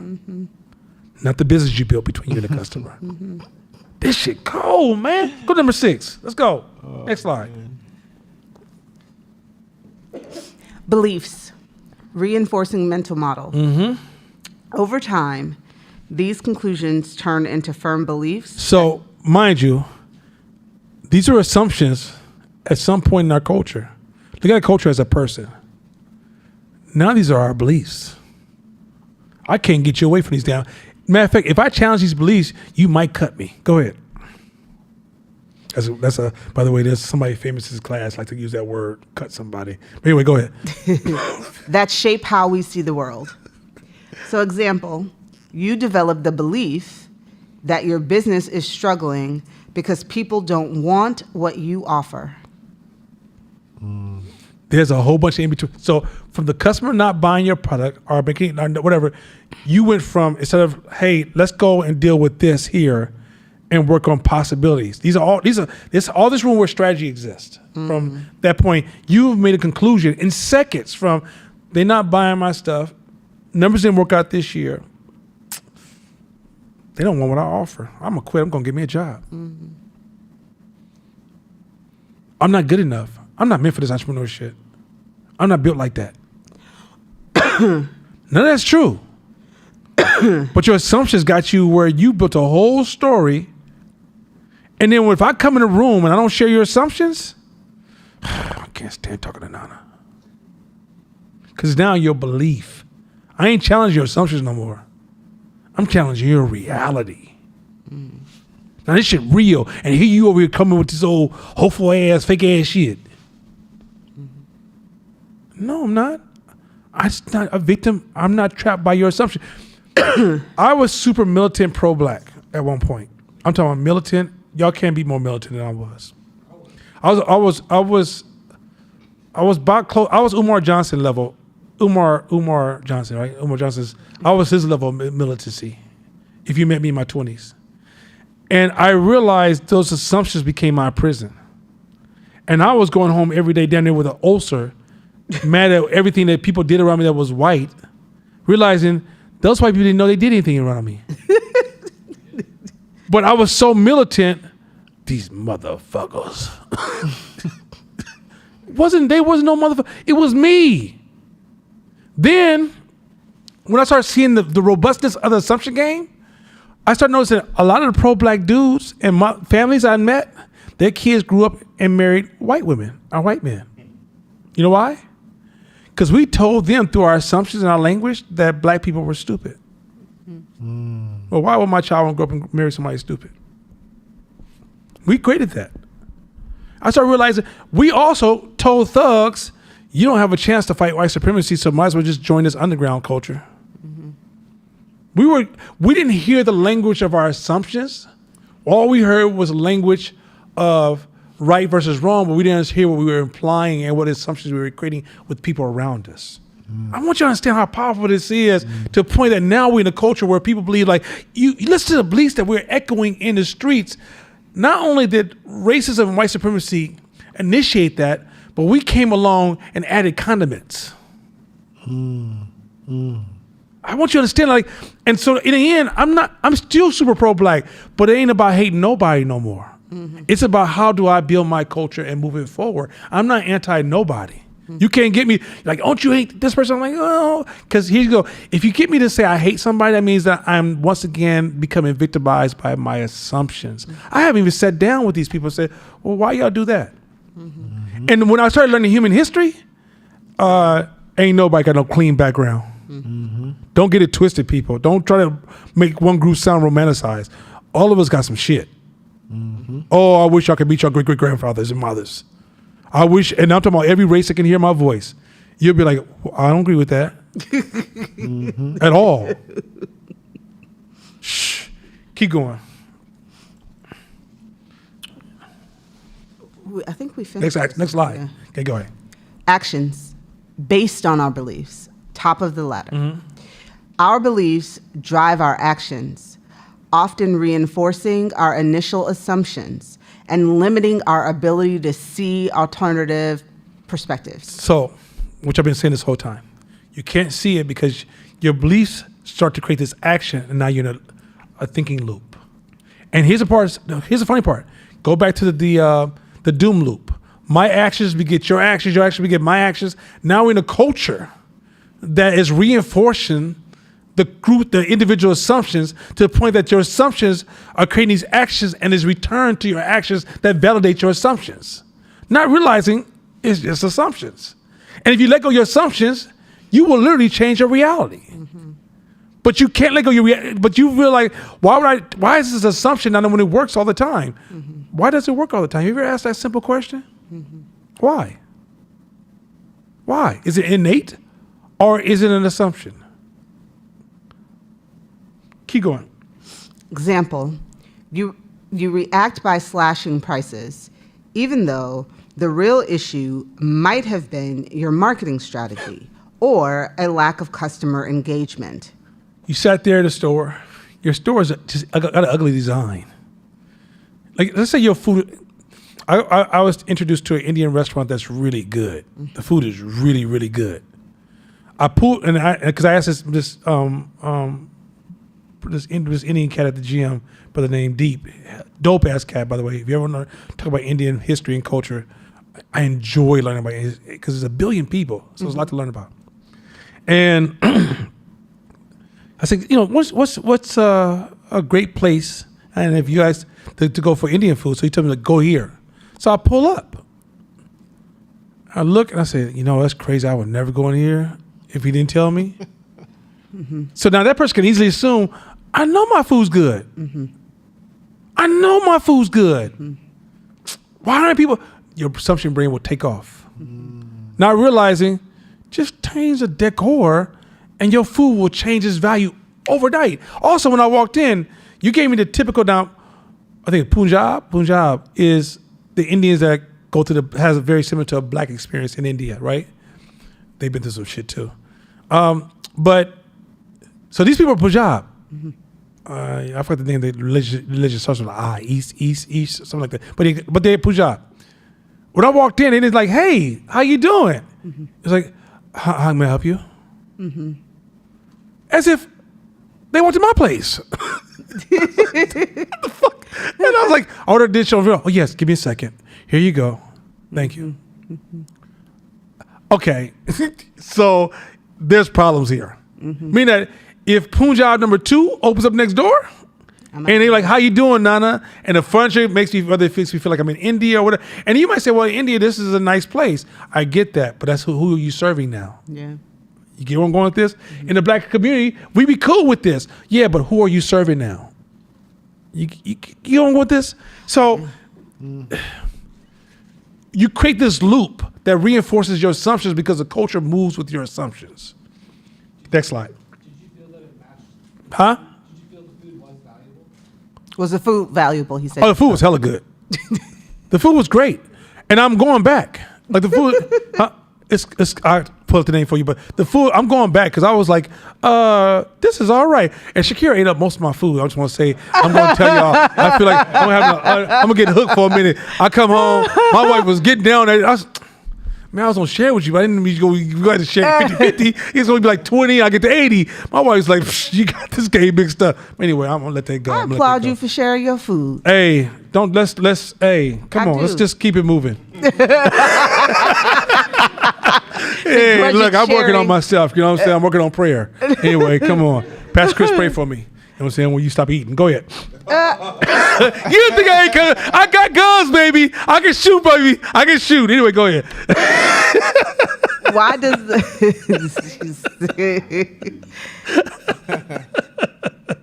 Go ahead. Why go ahead. does the ladder of inference matter? The problem with the ladder of inference is that people often jump straight from observations to conclusions. Stop. You gotta stop that jump. Don't go from observations to conclusions. Go to observations to questions. But that is the hardest thing. You gotta practice that aggressively because observations to conclusions mean assumptions. When I see something happening, I promise you, I've been working on this for 3 years aggressively, and I'm getting better to the point I'm starting to impress myself. When something happens for me, I'm like, hey, what do you mean by that? Now, my emotions are behind this wire fence. I'm like, let me out of this motherfucker. I can handle it for you, Nana. I got him. I got this. I mean, hold the fuck up. Why'd you do that? Do you realize 9.9 times out of 10 my assumptions were wrong? When my emotions are at the front gate, loaded up, army fatigue on, some of them have knives, some of them have those old chains with the ball with the spikes on the edge. They're like, let us out. We ready to go. And I got to be behind. Just hold on. Just give me a second. Why'd you do this? 9.9% of the times out of 10, they're wrong. You know why they're wrong? Because my culture told me they were right. That's how I was trained, like going back to court said. I was raised my whole life to say, when this person does that, they got me fucked up. Mm-hmm. And then I worked in jobs where people like me worked together, and we said, when people like that do this, they got us fucked up. Mm-hmm. Then I joined groups that said, when people like that do this, they got our group fucked up. Mm-hmm. Now I'm independent and a grown-ass man, and my first impulse is, they got me fucked up. Mm-hmm. And I have to tell myself, that's just assumption, bro. We're not doing this. And then you turn on the media and social justice and you watch people, oh, the Trump said assumption. Oh, the Democrat assumption. Oh, this person assumption. Elon Musk assumption. Everybody's marching assumption. Target assumption. Anybody sit down with Target? Tell me who pulled their numbers and tell me how much they invested in the black community compared to other corporations. Anybody? Assumptions. But we gonna protest today. Now you ain't gonna protest? Here you go again, Nana, not going with our assumptions. Oh my God. That actually happened to me. Somebody told me, oh, here you go again. Always overthinking shit. I didn't hit him with, I'm cool with that with your broke ass. I didn't say that. I could have said that. But I was broke just like you because I locked myself into those assumptions. Do you realize how much my assumptions, like, there's sometimes my assumptions hurt. I'm like, that's not true. Fuck, what is reality? I don't know what's real no more. like literally, once you give yourself up to the process and start practicing curiosity, you realize you're really a victim of your assumptions. Straight up. Keep going. Skipping the middle steps. Mm-hmm. This leads to flawed decision making, unnecessary conflicts, and reinforcing false narratives. Read that one more time because I want to explain to you that most of you guys are suffering from this right now. You can hear my voice. This leads to what? Flawed decision making, unnecessary conflicts, and reinforcing false narratives. Unnecessary conflicts. Those of you who have argued in the last month, I'm willing to bet 9 times out of 10 it was your assumptions. That's when you got mad at somebody. I'm willing to bet 9 times out of 10 it was your assumptions. I'm willing to bet that that you make a bad decision today may not show up today. It may fall into the pile that's going to fall on you tomorrow. Many of you guys have stockpiled so many bad decisions because of bad assumptions, and then when they hit you, you think the universe has something against you. No, you move your assumptions, and not only do you move your assumptions, you defend your assumptions. Now you think the world's against you. You'll say, I just made a mistake. Somehow you'll have a defensive brush off. Now realizing, no, the path you're traveling is rougher because you're baked into your assumptions. Keep going. In business, skipping steps on the ladder can cause This is so important. This is business. Go ahead, go. poor decision making because assumptions are mistaken for facts. Miscommunication because people operate on different assumptions. And missed opportunities because alternative explanations are ignored. That's so powerful. I didn't explain them at one at a time, but I want you to say, poor decisions, we've kind of went over this numerous times. Miscommunication, though. The world is absolutely diverse. Black people, let's just say if the only people was left here was African Americans in the United States, we're still hella diverse. Right? So when you hire people, you're not hiring your twinsies. You're my twinsy. No, you're not. No, you're not. You have separate assumptions from mine. How do you manage a large group of people who have different assumptions? You don't understand the ladder of inference. Missed opportunities. Sharice, what are you talking about? We're talking about this.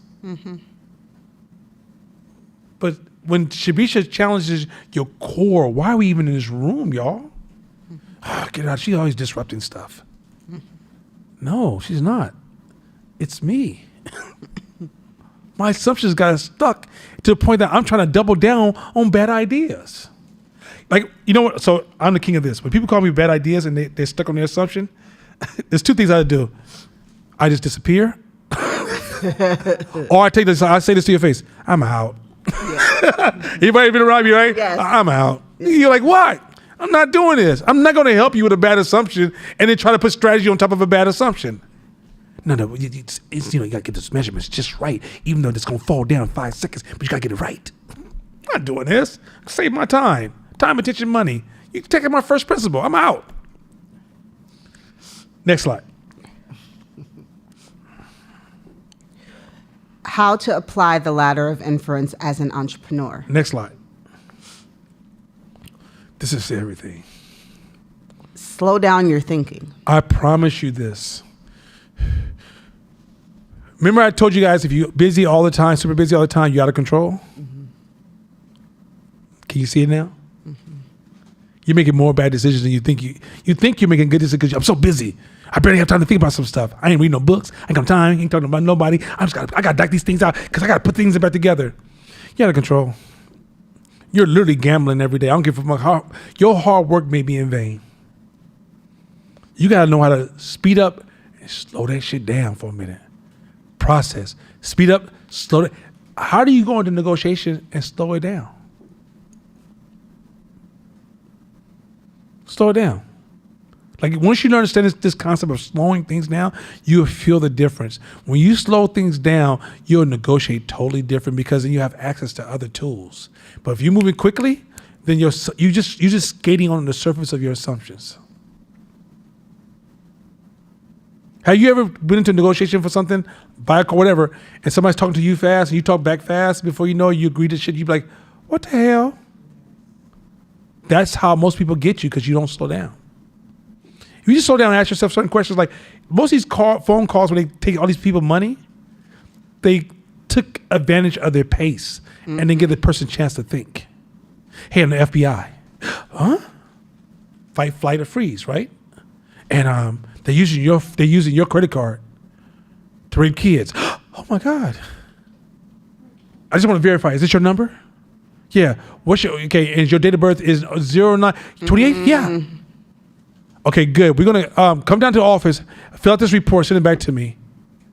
Your bank goes, do. Hey, did you just take out $200,000? Jesus. I got you because you didn't what?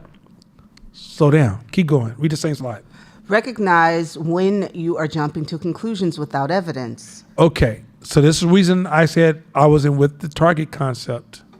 The reason I wasn't with the target concept, I don't have any evidence. All I have is charismatic people that I love, black people that look just like me that I love, telling me we need to go ahead and protest.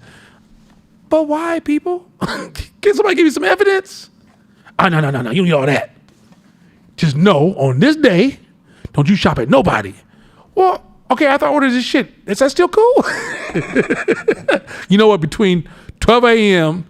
and 11 a.m. the next day, I'm with you. Since you're making assumptions, I'm gonna feed you with assumptions. This is how bad it is. If you watch a lot of stuff that happens around you, the media gives you a report. This person just killed this person. You're just gonna automatically assume that the guy was innocent and the police just pulled out a gun and shot that person and that police was in healthy mental health, or that police was just really a KKK and they took his hood off and like, oh, there goes a black person. Pop.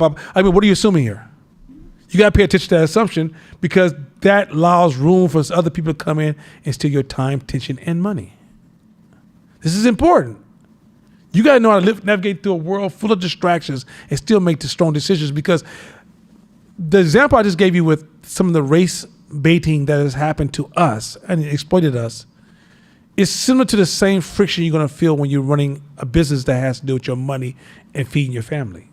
And when that pressure hits, if you don't know how to deal with pressure and intensity and friction and stress and make a good decision, that's why I use things like, how do you respond to this over here that's full of friction? Tells you how you're gonna respond to this over here on friction. I have this rule that says, I don't judge who you are in good times. It tells me nothing about you. I want to see how you are when the shit hits the fan. When shit hits the fan, that's who I'm looking at. Up to that point, you're superficial to me because I don't know. I'm making assumptions. You ever see somebody goes, oh, girl, I just love you. Oh my God, I love you. How? How is that possible? How do you just love me? We almost finished each other's sentences. What does that mean? That means that you guys are going assumption crazy. like I want you guys to see how just sit in a space, slow it down, and let it come to you. As far as the conversation, pause. Let that conversation come to you. Right? Don't you do that? Just go ahead. Before reacting. Before reacting, ask yourself: am I making assumptions or interpreting real data? Okay. So decided I lost weight and lost partial of his brain, but that's okay. Because you know what though? I love my brother. Anyway, next slide. How you? What? Next slide, number 2. Oh, you don't know how to move it? Just read up there. Okay. Seek more data. Mm-hmm. Instead of assuming why a customer didn't buy, gather more information, ask questions, conduct surveys, or test different approaches. Like literally when something happens that you don't like, turn it to questions. I can't begin to tell you, you need data. Without data, you're a victim of your assumptions. Look, if your product became a national product or a Bay Area product, let's say everybody in the Bay Area is buying your product, you realize you don't know your market? That means you got to ask questions every day to figure out who in the fuck is buying this product so I can better serve these people. If you don't ask questions and you just continue to act on what you think is professional, smart, intelligent, rational business, you are actually running your business more and more on assumptions, disconnecting from your customer, disconnecting from reality. Keep going. Example, instead of assuming pricing is the issue, by following up with the customer to Try see... following up. Try following up with the customer to see if they had concerns or needed more time. So easily when a customer's there and you feel like people just walking out, say, hey, by the way, how come you didn't buy anything? And trust me, no pressure. I'm just trying to learn more about how to better serve you. See what I just did? You didn't turn the customer into like, if you don't buy my product, if you say I didn't buy it for whatever reason, I'm going to cut your neck off. You say, hey, I'm trying to better serve you. What would make you buy my product? Things like that. Don't ever position a client in a defensive role. Position a client in a way that says, hey, I value you. I want to hear how you think about that. You're still asking a question that's valuable to you without saying, hey, if you don't answer this question this kind of way, I'm going to cut your neck off. Next slide. Challenge your assumptions. Every belief you hold about your business should be open to testing and validation. So everything about your business, you're always testing. Now, if you guys ever get a chance where you're not working in your business, working on your business, you turn up that process. When you're in your business, you only can do this so much. Let's just be real, just be human about this. But when you get to a position where you can actually step back from your business, you want to start looking at where are the assumptions out of control in your business. So for example, there's a lot of assumptions I've started finding in my company that I couldn't see when I was in the trenches with everybody else. I didn't see it. I was caught up by the inertia and the winds, right? Then when I came outside the company, I said, oh, wow, that's a hell of an assumption, right? So you got to be able to challenge all of your assumptions. Look for your assumptions. You're going to think that some of your things are beliefs, especially, go back to this old phrase, the press secretary. You remember the press secretary? Mm-hmm. Press secretary is trying to validate you to protect you. So your press secretary has accelerated so many of your assumptions to facts that you got to say that, how do I know this is 100% a fact? When I was a photographer, I would hear a lot of people talk about, I'm a really good photographer. And then they came to my class and they didn't understand they didn't understand the pyramid. They didn't understand the basic principles of photography, right? And I realized that means you are here getting mad with other photographers based upon the assumption that you're good. Either you haven't made no real money and you don't know what the fuck you're doing. This happens all the time in business everywhere where people say, I'm really good at this. Tell me where you had an opportunity to test that. Who, in comparison to who? What does your number say? If your number says, oh my God, everybody's knocking down your doors because you are the best ice cream shop in the city, then you might have an argument. But if you're like, I got the best ice cream, assumption. Your numbers don't say it. You haven't been in an ice cream contest. Ain't nobody checking for you. Well, how do you know you're the best ice cream? But these are things we say because we baked in from a press secretary space that now become our new facts. Mm-hmm. Keep going. Example. If you believe people don't want your product, test it with different audiences. Adjust your messaging and analyze patterns before making a decision. There's a lot of ideas you will create in your business, and if you use your poor assumptions, you will throw a lot of, you will take a lot of right products and make them wrong. You'll take a lot of right ideas, make them wrong, and then watch your competitor comes along who tested it, polished it, and but I had the idea. They feel like they stole it from me. You know, this is when your brain goes crazy. They probably stole that from me. I had the idea 3 years ago. You didn't go through that process there. You killed it by your assumptions. You started it by assumption, but you killed it by your assumptions because you didn't understand that your assumptions was your judge and jury. No, it was your cheerleader and judge and jury. It got you started, but it also killed you off because you don't know how to navigate your assumptions. Is that some cold shit? Like, yeah, you can't point the fingers at a lot of shit because pointing the fingers a lot of times reinforce assumptions. Radical responsibility forces you to look at your assumptions. That's fire. Next one. I'm trying to get through these. Next one. Encourage open dialogue in your team. Teams often suffer from collective assumptions that limit innovation. That is so powerful. Keep going. Encourage your employees to challenge each other's assumptions by asking, what data supports this belief? Tell me that ain't Mashama. Anybody been around Mashama? He is the assumption challenge. You know it. He's the assumption challenge king. Be around Mashama for 5 minutes. Be like, if you ever around Mashama, it almost seems like he's snarky, but he's not. He's actually, that's a dope ass tool. You'll say, da-da-da-da-da. He said, well, it could be da-da-da-da. You motherfucker, I didn't even ask you. But what he's trying to show you is that why are you anchoring on that assumption? Why are you not more humble to the process to discover the solution as opposed to validate your ego? He's giving you game, but you get offended because he just attacked your assumption. Cold game. Keep going. Next slide. Next one. Use the ladder of inference to improve communication. When you disagree with someone, instead of saying you're wrong, ask what led you to that conclusion. That one almost says for itself. Like we're going back to what you were saying earlier, like I want to poke to this. Yeah. Say, let me see, where did you come to? How did you arrive at that conclusion? Because you can actually dance together to a solution. But when you go into right versus wrong, you battle rapping. And only one person's gonna come out of that one, even if they're wrong.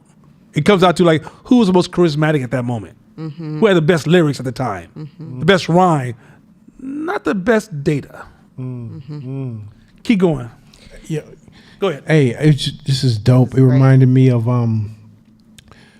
in high school I was mostly self-taught basketball player because I couldn't make grades. But I loved basketball, so I taught myself how to dribble, shake and bake, and jump, hit jumpers, and all the stuff like collectively. So I had a friend who was playing like pro-am and like with D1 players. He's like, I'm gonna take you to this private runs with me, which is only D1 players and pro guys. And I'm like, cool. So I get there and all the guys hated playing with me because there's so many unwritten rules of when you play under a coach.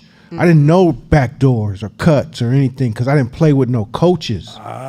So although I looked like I had all the moves, I didn't.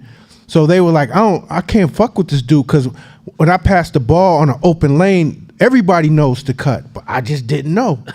So I would be getting mad at them and they getting mad at me, and it was frustration because there was the communication. Everybody's jumping to conclusions to where nobody asked me like, did you play? Did you play?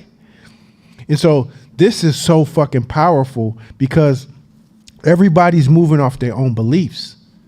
That's the game. I think this is probably one of the most powerful examples of what I believe is happening with Target and brands, not the DEI. I just said that when you was at the stuff. bathroom. Oh, you did? Yeah. Oh, okay, never mind. Damn it. So go hit the example. If an investor believes your business won't be profitable, ask what specific assumptions or data they are using. That's it. Most people will sit in front of an investor and walk away with assumptions, hurt, excited, whatever. Even if the person gave you money, why'd you give me money? What was the trigger point? What was the value I had to offer? Right? But instead you're like, I ain't gonna look a gift horse in his mouth. I'm out of here. No, it's assumptions. Even if you win, why'd you choose me? Not because I don't want to be chosen. It's because I need to know what did you see as valuable. Because in order for me to really shine in my position, what if you make the assumption you think this was valuable and you was chosen for this? Go ahead. A question, and it's really for Shabisha, because you've brought this up before, and I'm curious to the point of this point, your perspective on it. This past week, while I was traveling, I had a lot of opportunity to be sitting in spaces. I was by myself, but interacting with people I didn't know. And I found that I have gotten very good at giving a very quick elevator pitch when they ask me, well, what do you do? And I talk to them about the podcast. And people would immediately pull it up. Oh, it sounds really interesting. They would pull it up. I'm following it. I'm going to listen. And because they were people I didn't know, so they don't know me, weren't following me on social media before that, and now they're going to listen, or they were at least primed to listen. I almost wanted to be like, well, can I get your number and follow up with you so I can ask you a few questions? Because to me, they were unbiased participants. You just happened upon me. You don't know me. I didn't want to leave it to analytics because I don't know who you are in the analytics. So I can't get your unique perspective. So in order to not assume, because you asked me for the information, you listen and you love it, or you listen and you hate it, what would have been a good way to make sure that I was able to extract those people's experience because they asked for it based on our short interaction? There's a lot that I'm missing in like the interaction, like how you met them, but okay, so top of mind, what I observe, because I'm not in a podcast space, but what I observe is podcasters, they're always asking people throughout, please leave a comment. Your reviews really matter so much to me. I really want to know what you think. So from what I observe, that's a regular part of like the top podcasts that I listen to. They're always asking their audience for that feedback.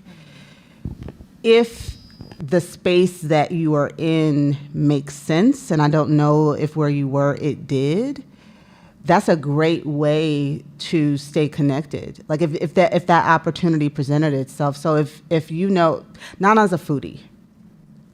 Like he tastes stuff, this tastes like the can. He's a huge foodie.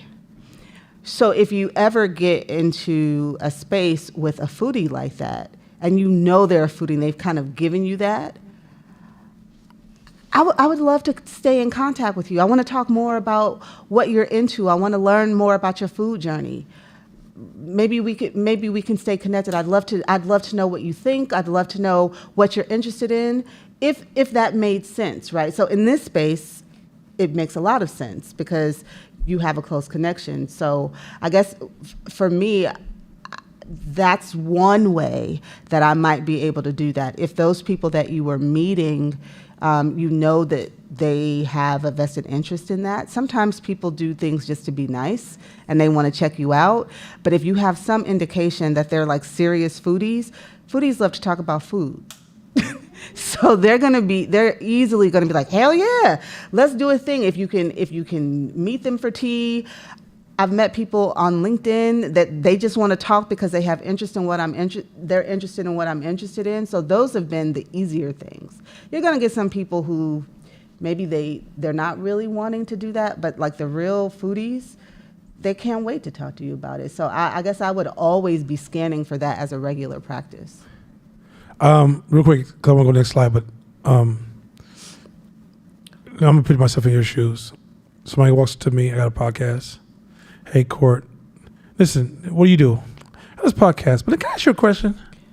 Watch this. I'm not going to talk about me. What's your favorite podcast? Why? Why'd you ask? Well, the reason I'm asking is because I have my own podcast. What I'm doing is I'm trying to get them. You remember that old concept? Get them to leave a small sign? Yeah. So you can come back and leave a big banner? Okay. Next slide. Move. Okay, there we go. Example in action, a business case study, scenario. Your startup is experiencing a drop in website traffic. Incorrect, jumping up the ladder. Observation, traffic dropped. Assumption, people are losing interest. Conclusion, our product is failing. Action, panic, cut marketing budgets, and shift business strategy. That's incorrect. Go ahead. Correct, climbing the ladder carefully. Observation, traffic dropped. Selective data. Notice which pages have the biggest traffic decline. Interpretation, check if traffic is dropping for new users or returning users. Assumptions, test different reasons. Seasonal trends, algorithm changes, marketing shifts. Conclusion, maybe your SEO ranking changed or a competitor increased their ads. Action, adjust your marketing strategy based on real data, not assumptions. You guys need to take a picture of that real quick. Leave it on screen. So again, go to the next. I'm trying to see if we got these slides before, and then I can come back to the next class. Okay, go ahead. Hurry, because once we come back, none of us will remember this. So fly to this. Go ahead.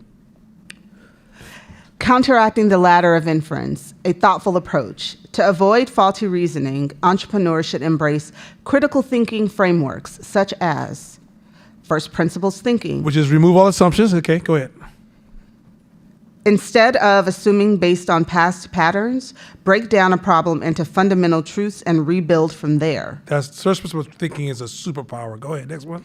Double loop learning. We've been talking about that a lot this week. Go ahead. Instead of just fixing symptoms, question the belief systems that created the problem. So when you have a problem, well, like you said, you know what? So I did it too. So I was trying to do a double loop learning lesson with her, and I quit because me and her daughter was having joke. We were double teaming with jokes, right? And she says, "Oh my God, you guys are really making me mad." I was like, "Wait a minute, what?" And that's where I was going. Is that I'm trying to question your assumptions. Like, have you questioned your assumption of why you're getting mad? Like, if two people who love you are telling jokes, then if you're getting mad, what belief do you have?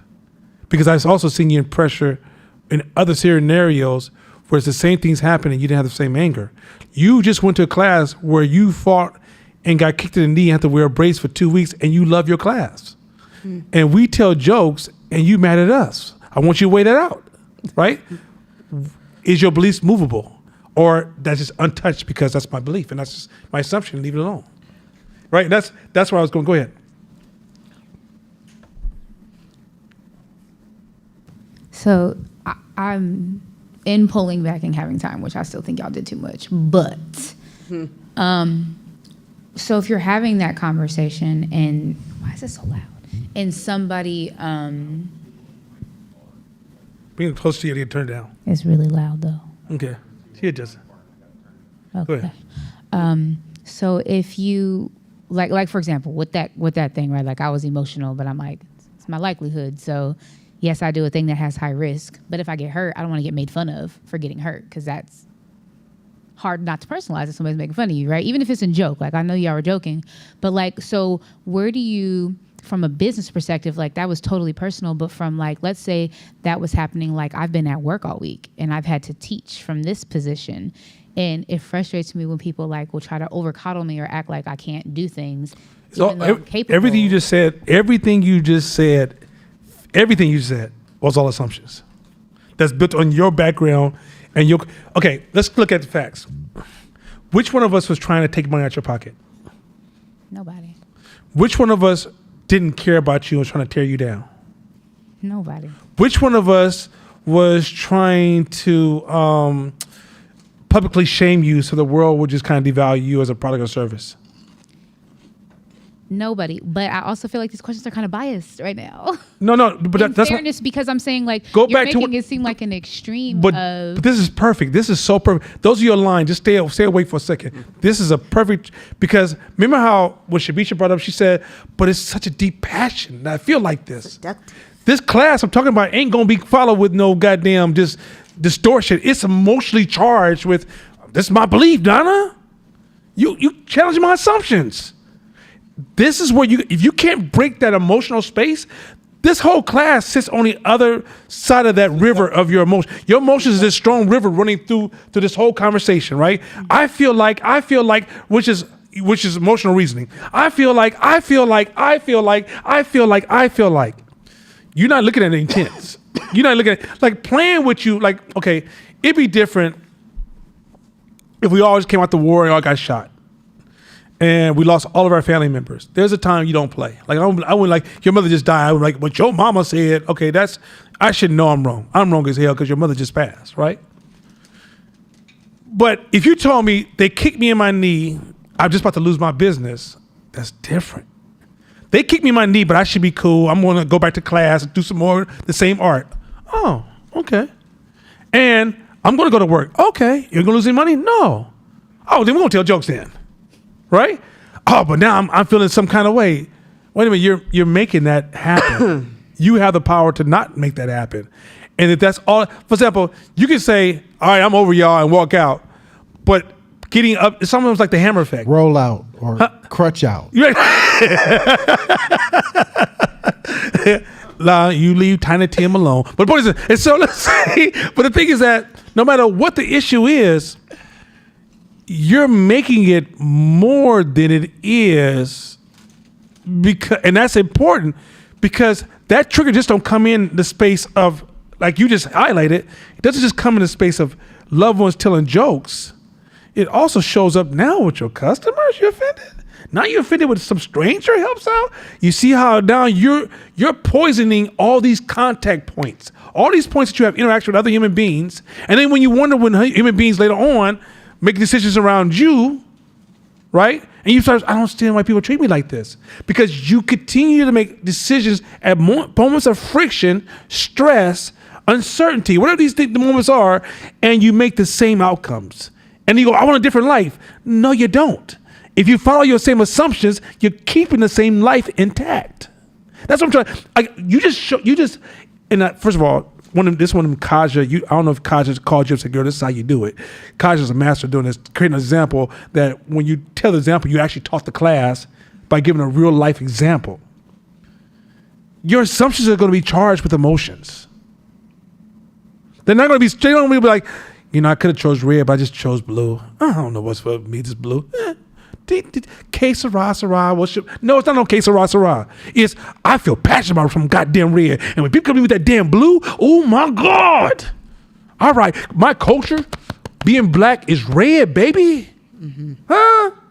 You know this blue stuff. You want to be a sellout because I'm choosing blue? You got me messed up. Mm-hmm. How am I supposed to get my family on blue? Mm-hmm. All right, I'm calm my emotions down, but I'm still feeling some kind of way. I'm gonna hear you, but deep down inside, you should understand I'm thinking red, but I'm gonna hear this blue shit you talking. That's how this shit works. And when I was sitting there, when I take these moments and opportunities, one of my greatest things that I think when I die, please write something that speaks to this.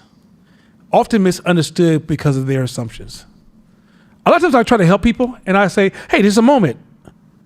I did it with Tanil today. Here's a moment.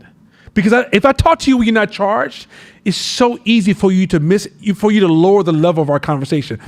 I can't tell you how many times people sat in this class, heard me teach this class from beginning to end, and then 2 weeks to a month later, act like I never taught the class by the conversation they're having with me. We've even seen it in class where I'm teaching something and somebody will ask a question that just dismissed the whole goddamn class.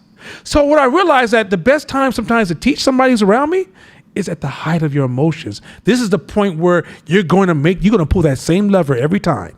And because I understand this assumption game, and I realize this is a time when humble, you say, oh, I'm a humble person. No. You humble when it's peaceful.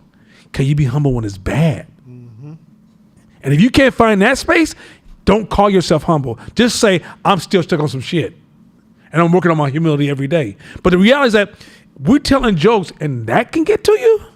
Then it's the Dennis Rodman effect. He slaps you on your ass and you got to know you in the playoffs, dog. That's what he does. He's been doing it for years and you still get technicals because he does the same thing how you still get technicals? The first time I got it. After a while, you're just saying, okay, that's me tripping. That's his move. What's my counter move? That's too defensive in his base. Because I feel like the key word you say is, I feel like they are trying to say this about me. I feel like you guys are doing too much. I feel, the key word you kept saying is I feel. You didn't say, hey, you guys sat down and said to yourself, hey, Gabby, I know you're her daughter. So when you talk to me, how can we destroy your mom? You think we can do it?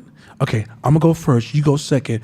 Don't stop, because at the end, we're gonna bring her down because she's the man. No! But your brain said that. That's crazy. So then you go back to your traditional, based on my culture, based on my experience, I usually show up here. You know what? Y'all pissing me off. I'm gonna turn this into, so then play the long game. Now, people don't play like that no more because they don't know what the touch point is. Now, people don't really want to be around each other as much anymore because they don't know what the touch point is anymore. The reality is that families have these moments where they go really hard in jokes and they go away from it, right? Shakira, if y'all ever see me around Shakira right now, she's over 40 now. And I've waited for years, right? Years to release my over 40 jokes. And if you come around today, it seems like I am just blasting her out the ground. What you know wasn't there previously was she used to tell my over 40 jokes, and she had my over 50 jokes, and her and Diallo, her son, would collaborate like, ho, his old ass, da-da-da-da-da. What now? Oh, it sure is hot in here. And oh, guess what? Here come not out the back room like this, like looking like Rambo. What'd you say? And joke, right? She doesn't get mad. You know why she doesn't get mad? Because it's not her frequency. She knows that I'm playing, but she knows that this has no bearing on the substance of how I show up. Same for you. I don't got no. One of the people I hate the least in this whole universe is you. Go ahead. I know this is going to sound really defensive, and I can't help it. Sorry. Seductive. Right? Seductive. That was a good word, right? That's a beautiful word. Right? But like, okay, So seductive. She getting into that freaky shit now. She going all the way to the next level with it. Not just play. I just want to play the word seductive, which is too good. Go ahead. She better get porn in her comments. Like, whoa. No, go ahead. hopefully somebody online learns from my hard-headedness. But I need to iron this out because the thing is, like, I actually want to learn from this, and I don't really care if people, think I'm dumb or redundant, whatever. The thing that makes it challenging to remove the emotions for me is the grand scheme of, like, I'm unsure of how this impacts me, and it's a physical thing. If it was like a joke or like something that couldn't possibly impact my business or my long-term health or whatnot, like, I don't know what's going to happen with my knee. I haven't got an MRI yet. So they're like, you can be down for a few weeks, you can be down for a few months, you can be down for a year. So, like, for me, it's like the unknowing thing where I feel like, where the unknowing, I almost expect there to be like a safe space where we don't joke about these things. Like if it's about my money or my health or whatnot. So then, like, how do you, and again, those are assumptions on my side, but like, how do you navigate that, like that line or safe space? So real quick, you said a whole bunch of things that's not true. You got to ask yourself, is it true? If my jokes were good or bad, would it change any of those outcomes? No. Okay. If my jokes are good or bad, whatever news you get, would it make it worse or better? Neither above, right? Because it had no attachment to that. Is it true that after you got injured, you still went to class for observation, or you wanted to go to class for observation? But they don't want to fuck your knees up, right? Okay. But the people tell the jokes or the threat, not the people who fucked your knee up. Gotcha.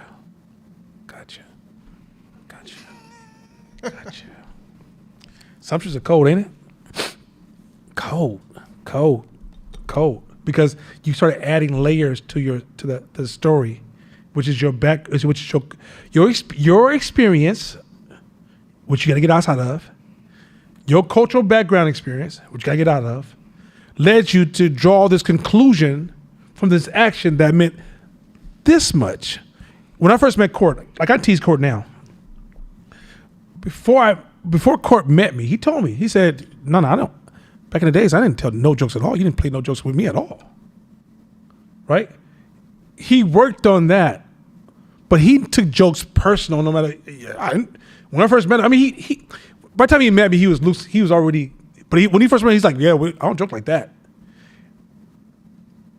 That's because his background was dictating that jokes meant this.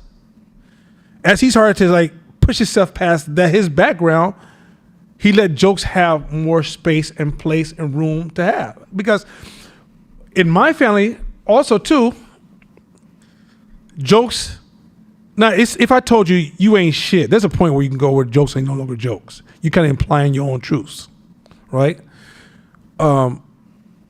But jokes are also what human beings use to get through shit too, right? And you got to look at the people's intent. If you said, these people really want to destroy my future, so they said, Nana said, if he tells these next 3 jokes, he is sure that it's going to turn into a 1-year injury and I'm going to lose this much money. That's why he will not stop telling jokes, because he doesn't care if this happens and his jokes are indicating it. You see how that starts to sound really kind of, but here's the funny part. I did that on purpose with the humor. But when you flip some of that shit, your assumptions around, it's going to be like, I can't believe I believe that shit. All of us go through that. Even I when I told you the example that there's dudes at the gate waiting to fight, and then when the person tells me something, I'm thinking, oh my God, I'm so embarrassed. I can't believe I thought that shit. You got to really fight your assumptions because they feel so enriched. Even when you said you use these key words that you borrow from society, I want to have a safe space to feel a certain way. What? What? Why are you doing this karate shit if you want to say safe space is the master art of crocheting, which I keep telling you is not a bad art, right? Crochet. Just what? Like, no. You chose an unsafe space and then you want to make it safe. Where are we going with this? You're kicking people in the mouth talking about, can it be safe here? What? Go ahead, let's go on. Try to get us out of here, but go ahead. The class is forcing the conversation.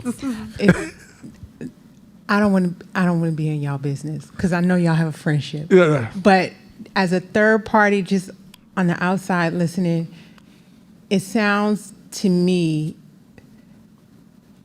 whatever happened at the time a joke was made, she was not yet in a place of humor with it because of what she thought impact could be. And it sounds like you are rationalizing. No, you're doing the same why thing. I'm with her over here. How you with her? You haven't asked her. No, I'm just going by what I'm hearing in the conversation. But even in the hearing, can you at least admit you're making some assumptions right now?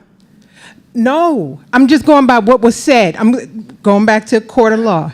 She said, I was not at a place, this is what she said, I was not at a place to find humor in it because I wasn't yet sure how my business would be impacted. This is so good because this is how powerful assumptions work. If anything she said was true, I will back off. She says, Nana, your jokes are literally going to destroy me. Number 2 is that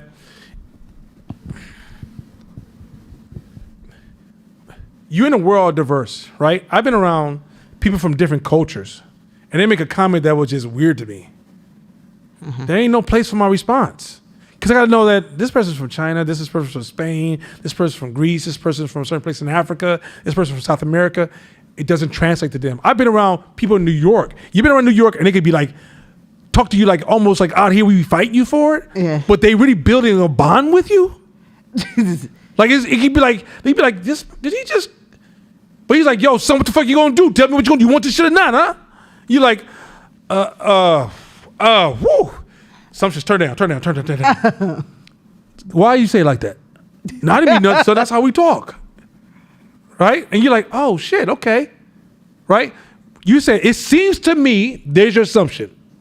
What she felt, your assumption, and what she was at the time, assumption. So because you guys have similar cultural background, you're going, because if it would have came to me, I'm telling you what I would have felt. That's not what I said.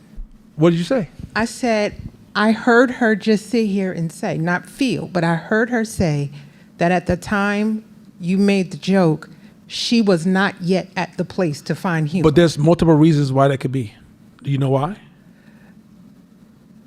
I don't, but that's not the, Don't skip it over. Don't skip over. Stay right there. That's important because this is what the power. This is what I'm trying. This is what this whole class was about. It's the hearing assumptions. It's that quick. It's a fast like it's almost like you ever drove on an uneven road. It's full of bumps, but it's not high enough for you to slow down. Right?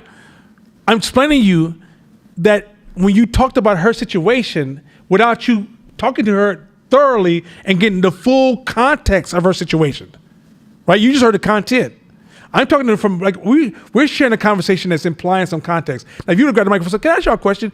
What does this mean? What does that mean? What does this mean? What does that mean?" And then through that you're like, "Well, would that mean this?" Right? That's how you navigate that space. You said, "Well, based upon what she said and what I heard her say, what I would have," you're already wrong. Completely wrong because you created contagion around assumptions as opposed to that happens all the time when somebody comes to you that sounds you can relate. Right? This is where culture has its danger. Groups have its danger. I can relate to where you're coming from. So at this point, I'm going to fill in some of this stuff with assumptions. And then automatically, because if you said to me, I contextually understood the jokes you were telling. I contextually understood the spirit of the jokes you were telling. I contextually understood her tone of how she was showing up to everything at that space. And I can see as that kind of woman that she is, how this is okay. I'll be like, that's beautiful. And we can get in that discussion. But did you forget that she's a wolf? She ain't no puppy. That's a wolf over there.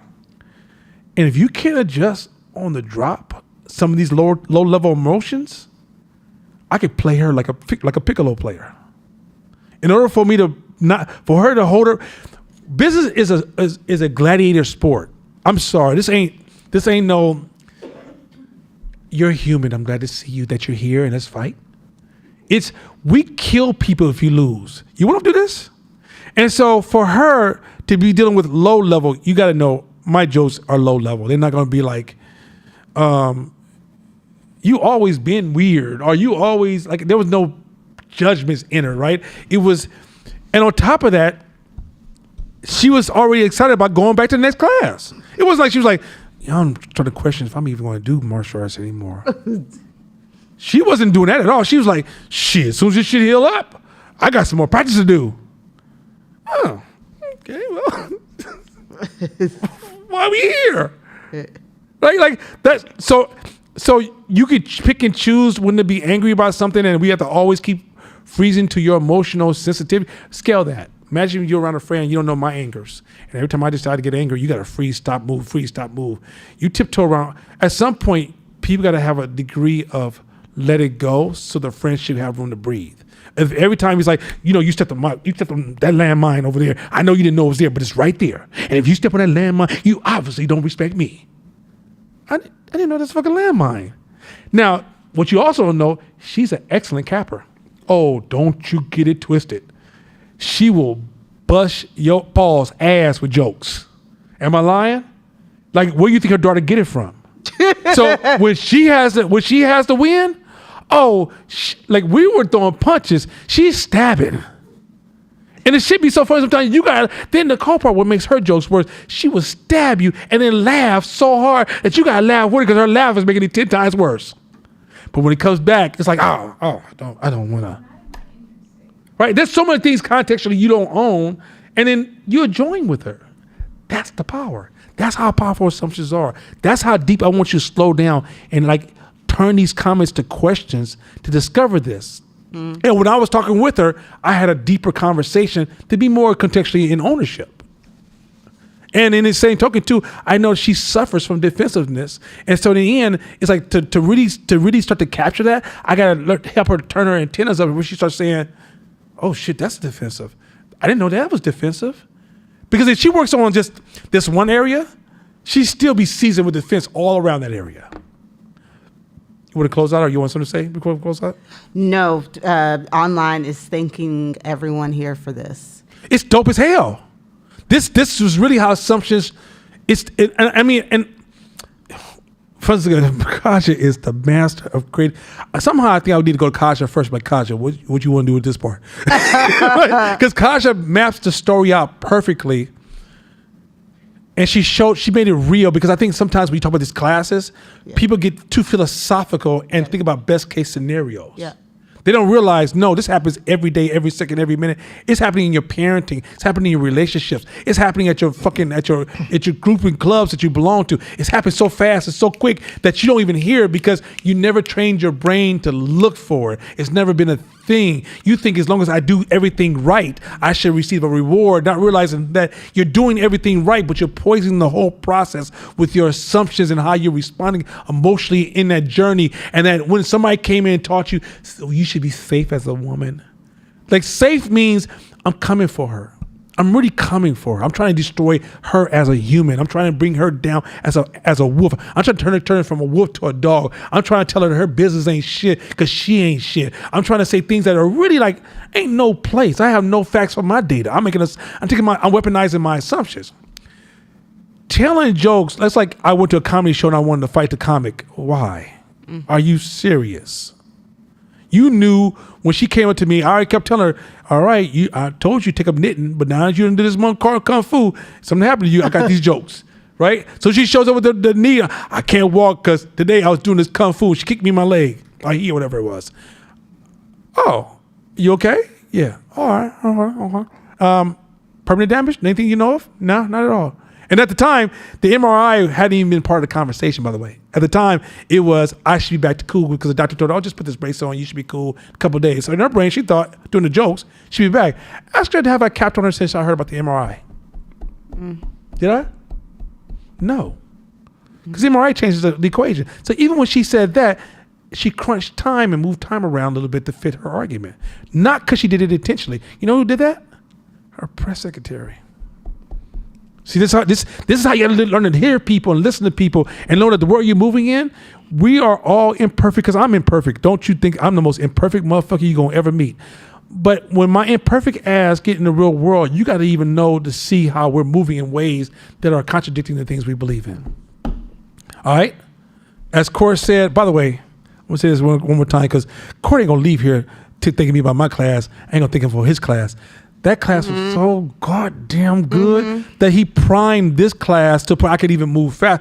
If he didn't have that class, I don't think I could have taught this class and landed the way it is. So, Court, to you, bro, thank you.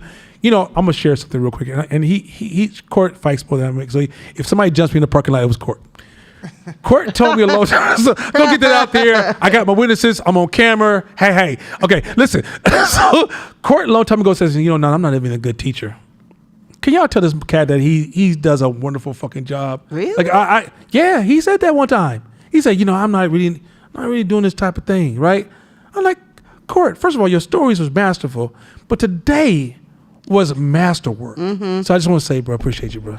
All right, y'all. As they say in Bangladesh, I'll see y'all later.